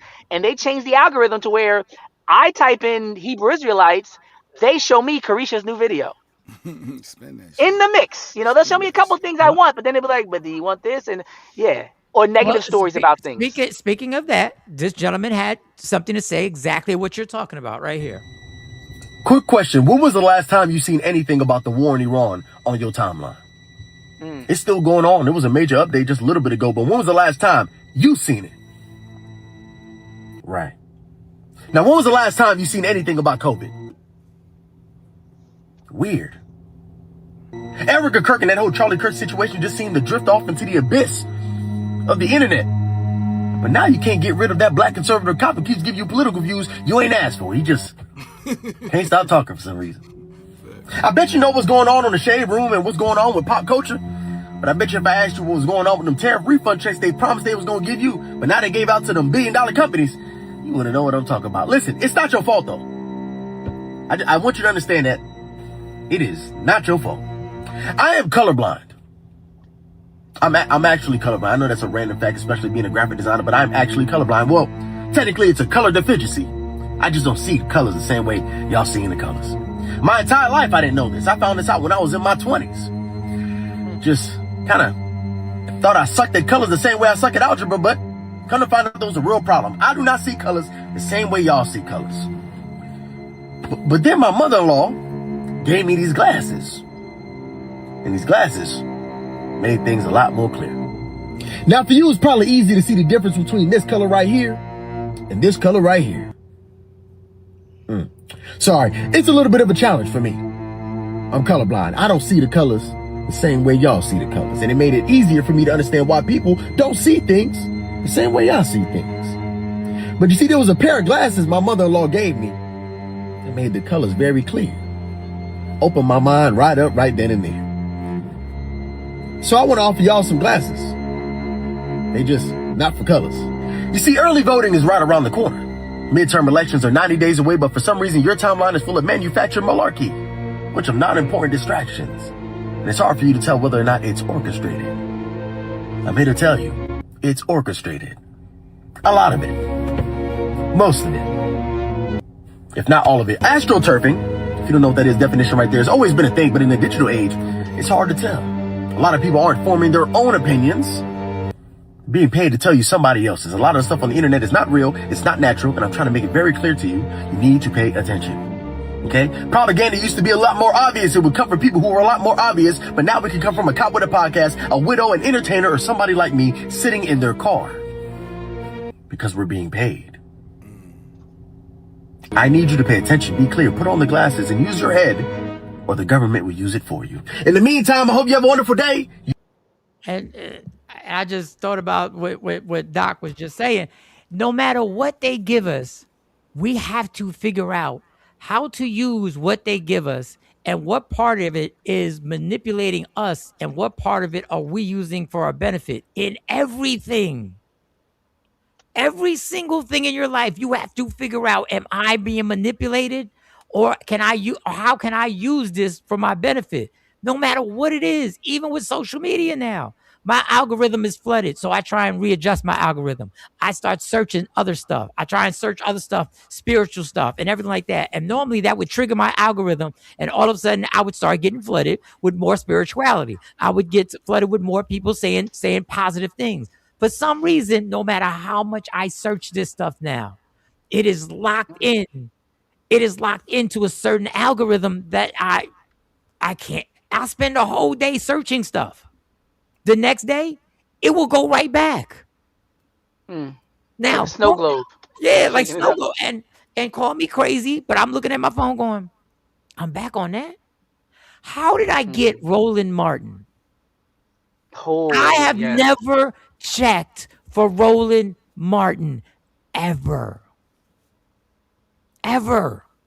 How did that FYP get me that Roland Martin flooded me? And that's why I say when I sold my soul for one thumbnail to put Roland, it found me and I said, oh, we'll talk about that because that's how we'll get some likes and views. This shit's crazy. And programming opinions. That's why I get so frustrated because sometimes I ask myself, what do I really believe? What is it that authentically that I believe? Because when I see every time I look at a topic, all of a sudden I find myself veering to some shit that I kind of mad at this because of this, and I'm kind of mad at this because of this, but I'm like, but what are you really mad at? You're mad because you were told to be mad at this. But what did you know about being mad? Why are you mad about it? That Fauci thing to me is so all-encompassing because I see how it's being played, and I see how the Republicans, even though they believed in the vaccination too, I got the clips of them cheering the vaccination. But now they decided to flip it and go like, no, we're going to go at Fauci because of this, this, and that. And the Democrats, for some reason, have decided that once again, they're going to stand on this hill to defend Fauci. And now, if I'm just anti the vaccine, I got to decide, well, if I'm anti the vaccine, am I leaning to the Republicans? Because if I think that Fauci's a goddamn liar, Yes, I think is a liar for pleading the fifth. Yes, I think Trump was a liar for pleading the fifth. I think anybody who stands up there and continuously pleads the fifth is hiding something and protecting someone. But if I say it about Fauci, they make me feel like, oh, I'm going with the MAGA people. Well, we found this other clip of Fauci. I plead the fifth. 5, 1, 2, 3, 4, 5. Anything you say, fifth. Go ahead, ask me a question. Did you? Fifth. I have a secret document that I think you need to say. Hello to you all, sir. Good afternoon. I got your sentence reduced to a month. Plead the fifth. That's all we gotta do, Mike. Just plead the fifth. And I told you how Stephen A. Smith played the game. He played the game and got on and said this heartfelt apology that I've been yelling for months about how you tried to destroy Kyrie Irving. He got on there and did like a 20-minute apology. And I'm sitting there going, this motherfucker's apologizing. Why? And then he went to the Fauci thing. And then I said, oh, that's right. That's right. Your folks at ESPN now are cool with this. Oh, you're back on because you want to be hugged by those same Republicans. Punisher. You wouldn't have done this. You wouldn't have done this if it was going against the people that you're trying to get in bed with. But it's like everything you see, you got to fucking dissect everything. I don't even know if I'm dissecting it correctly. That's how confusing this shit gets. At least you're thinking. You're being aware. You're trying. I'm trying. And I don't want to get into the hopeless feeling. That's when, and corny, call it corny, when I get that hopeless feeling, I start thinking about Dr. Smith saying the stuff that he said. And he'd be like, dog, we've been here. We've done this. We've been through this. We'll get through this. We're built. We've been put on this planet with a special set of skills that make us built to get through this shit. And I go like, yeah. And I got to hype myself up. Yeah, you're right. The poor new black lady, Dr. Swartz, head of CDC, going to give her grief. It's coming daily with RFK. You know the most, here, I'll give you a confusing thing, and y'all can kill me on this. RFK confuses the fuck out of me. You know why? Because sometimes that dude says some shit that I so agree with. Healthy food for kids. That's a good impersonation. That's not bad. That was good. That was good. That wasn't bad. That wasn't bad. You need to work on that. You need to. Yeah, you need to develop it. Keep it going. Yeah, you need to develop that. There's something there. The whole brainworm energy. That's the brainworm energy. But he's the most confusing dude because I Colorado, you stupid. Because he literally says some shit about these vaccines, about the hundreds of vaccines that are being given out, that I'm really like, yeah, what the fuck?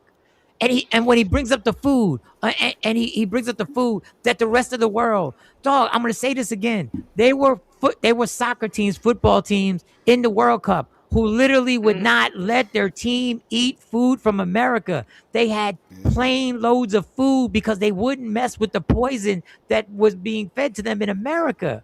So when RFK says that shit, I go like, but then again, he says some other shit that I go like, what is that? Mm-hmm.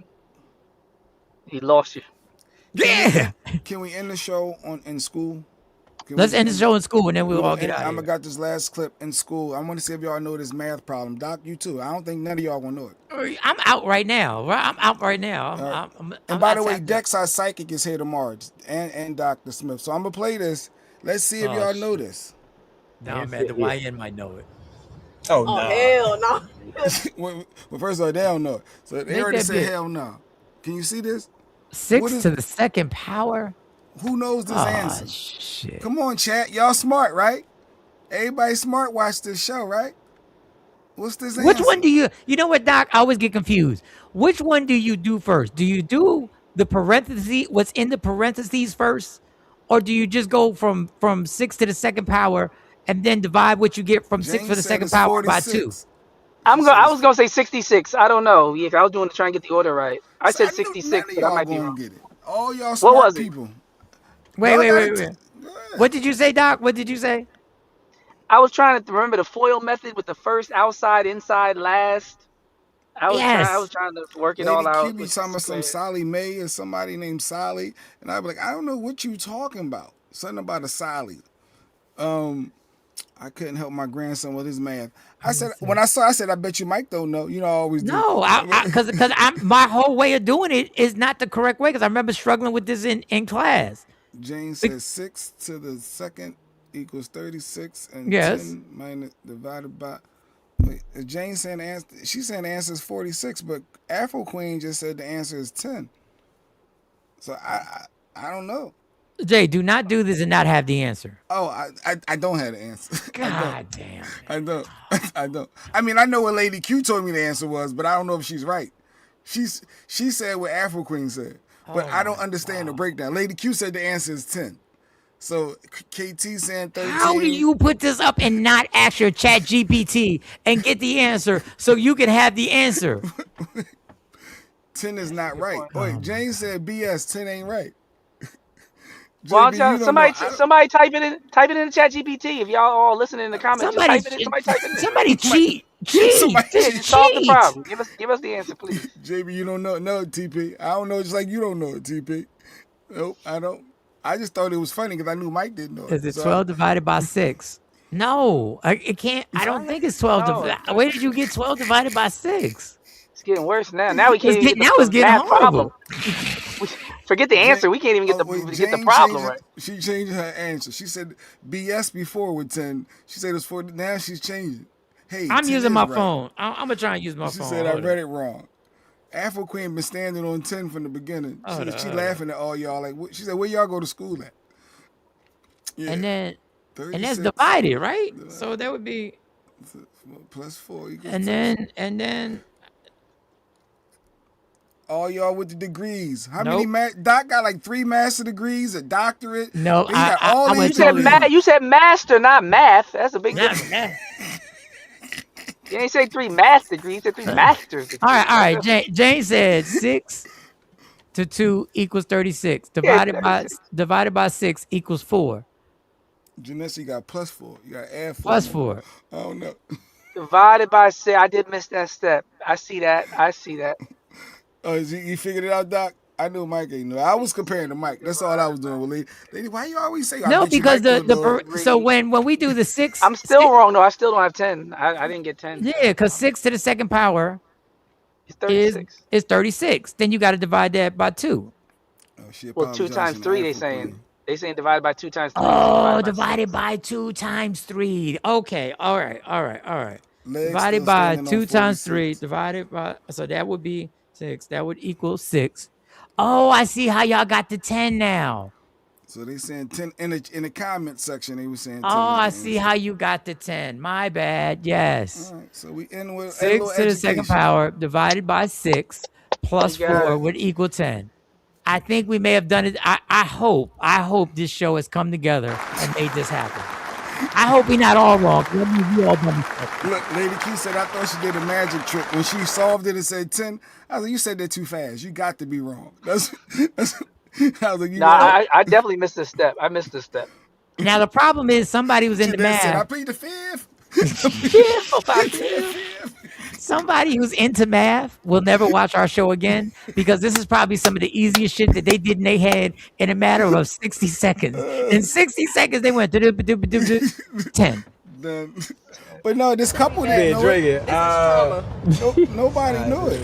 Everybody they asked. We gotta do. Nobody knew it though. 2 times 3 first. No, that's not fair. All right, and then divided by 2. That's what I was thinking. You got to do the 2 times 3 first. So that's what I would. No. So I think it is 10. I think we got it. I answered wrong. You yeah, I think we all settled on 10. Wait. Divided by 12 divided by 6 is Don't put no camera in my face for stuff like this though. We've been drinking. Disclaimer. Okay. Yeah. 10 is my answer. 10 and 10, 10 and 10? Yeah. You said 10, right? Yeah. Okay. Yeah, so well, did he actually tell him if that was the correct answer? He ended it with that. You got to go to the comments. You fucking. Yeah, he never. He said. wanted engagement. He wanted engagement. We got played. We got played the same way we trying to play people. It worked. He got people on podcasts talking about it. We trying to play people, and we got played as we trying to play people. Jeez. Mike said, "What did he say the answer was?" God damn. All right, y'all. This has been good. We'll be That's back what Lady at it Q was talking about. Something about a Sally. There you go. Please excuse me. I know Sally Mae is some type of Yeah. Oh, I should put it Division, there too. addition, subtraction, right? Yeah. I don't know. Look at this. Now all the geniuses come out the woodwork. Hey, Everybody know. after they look shit up.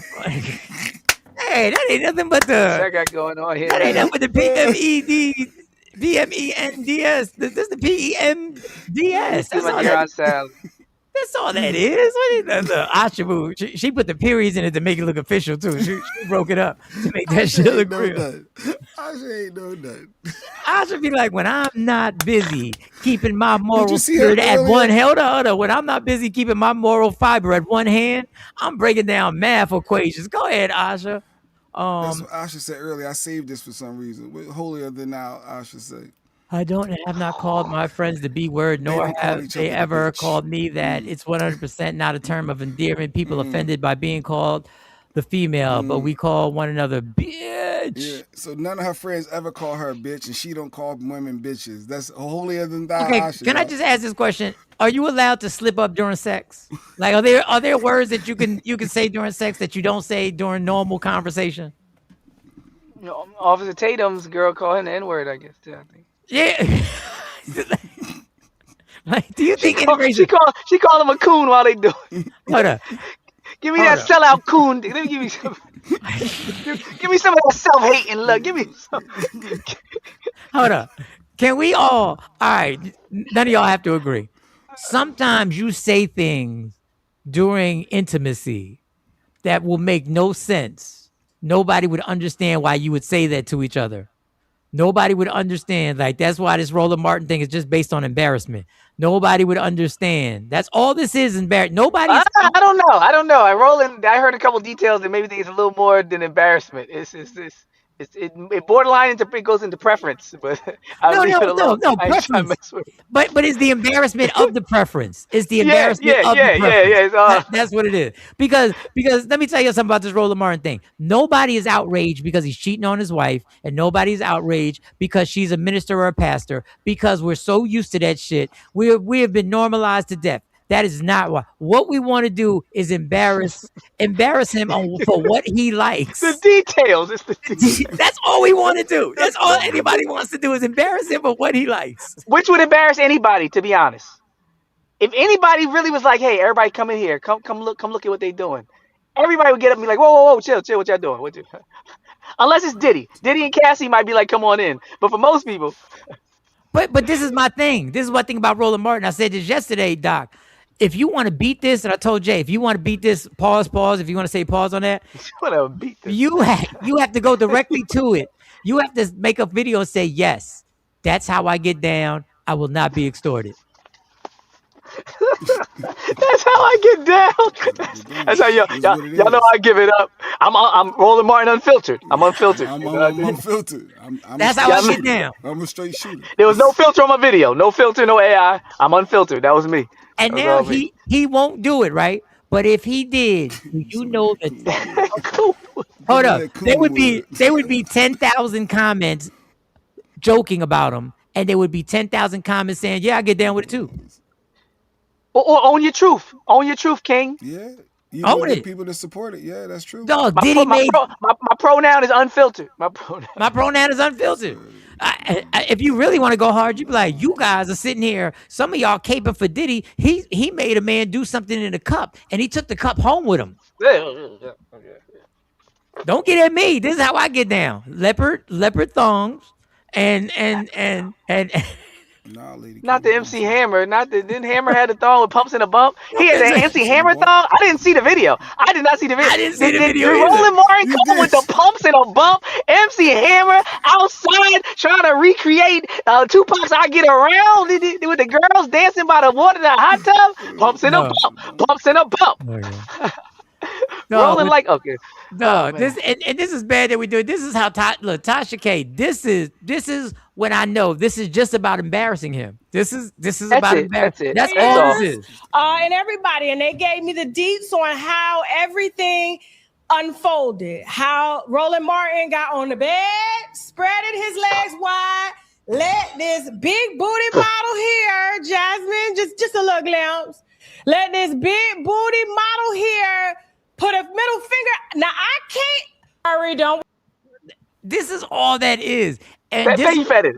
Thank you. I can't even talk. Thank you for the edits. Thank you for the edits. This is what I will tell everybody. This is what listen, I'm laughing because this is humanly funny. When somebody is exposed sexually, when somebody's fetishes are exposed, our natural reaction is, for us, some of the things he did is weird. I will just caution people, be careful if you're not willing to put a camera in your bedroom and expose what you do with your chest out. If you're not willing to expose what you do with your chest out, with your thong on, with your leopard thong on, or whatever you decide, don't be up here laughing. No, but that's why we laugh, Mike. We laugh so we can project it onto the other people because everybody knows they all got their own stuff. That's why we all overcompensate and hype it up. When one person gets caught, just like the racists get caught. When the racist people get caught on tape, everybody goes, "Oh my gosh, I could never." The Clippers owner said about Magic Johnson. Then 2 weeks later, the other coach got caught saying the same type stuff. Yeah, exactly. That's exactly that. But that's why we do it. It's a sexually suppressed society. So the second anybody gets exposed for being sexual, everybody just jumps back and pretends as though why I never clutches the pearls. Roland, do you, man? Keep giving us the news. Did you see? I don't go to Roland for nothing else. I don't go to Roland for nothing else. Yeah, just whatever. Just keep do what you do. Keep it going, Roland. I hope you get more subscribers. And let me tell y'all, all y'all men who look like Roland. I'm gonna say it like this: all y'all men in that age group, I thought you said Rolly. who look like Rolly or Roland, but he's got a Rolly. But if you look like that, and that thickum hood rat came up to a lot of y'all and tried to turn you out, yeah, he said, "Do what you gotta do." Yeah, a lot of y'all. And I'm not part of that. I'm not shaped like him. I'm not. A lot of y'all. A lot of y'all with your black socks on and your leopard thongs. Yeah, y'all would have taken off your hard bottom sandals with leopard thongs and a receding hairline. Say, girl, do what you gotta do. What? And y'all would have taken your blood pressure medicine, and y'all would have been off to the races. Y'all would have been off to the races. So stop. Trust me, Roland's clique of fellas that he hangs out with, you know why they want to distance themselves now? Because guess what? His clique, people are gonna start saying, "Whoa." That's how y'all get down. That's how y'all old dude. That's how y'all old. And it's unfair. It's unfair. It is. You know why it's unfair too, Mike? The conversation we had earlier. Somebody can go and purchase punani off of Temu and throw it onto their crotch. People could demand the world do pronouns. People could destroy careers with a picture and lie about dating. Everybody can do whatever they want. I could live in my lie more comfortably Sydney Stark could live in her lie more comfortably than Roland Martin could live in his truth. There is a blind spot when it comes to black men especially. It's just funny. When other people go through this, it's revenge porn. It's not fair. Get out of business. She's living her life, right? Yep. Leave Cassie alone. Leave Cassie alone. Right? Yep. But the second it's a black guy, it's just like it's all fodder for humor. It's just a joke. It's like, aha, look at you, to bring him down and tear him down and emasculate him and everything else. That's why I'm like, Roland, you ain't no different than Cassie and none of the rest of them. Everybody doing what they want to do. Behind closed doors, people get down all kind of ways. There wasn't keep one. The camera off next time. Just keep the camera off and don't get too drunk and don't get too high and allow somebody to set up a camera. And nothing was done illegally. Everything was done consensually. The only illegal thing that's being done is that the woman is extorting you. And for some reason, we focus on the laughter because that's what human beings do. Listen, love me for who I am, not who you want me to be. Because I can never be that. Understand there's only one thing in life that's guaranteed. Toss them salads. Shit, what are we doing? That's how we ended the show. We went from math to tossing salads. No, I gotta go. No, I can't even say my meaningful ending. Michael Sean and the Takeover Legends.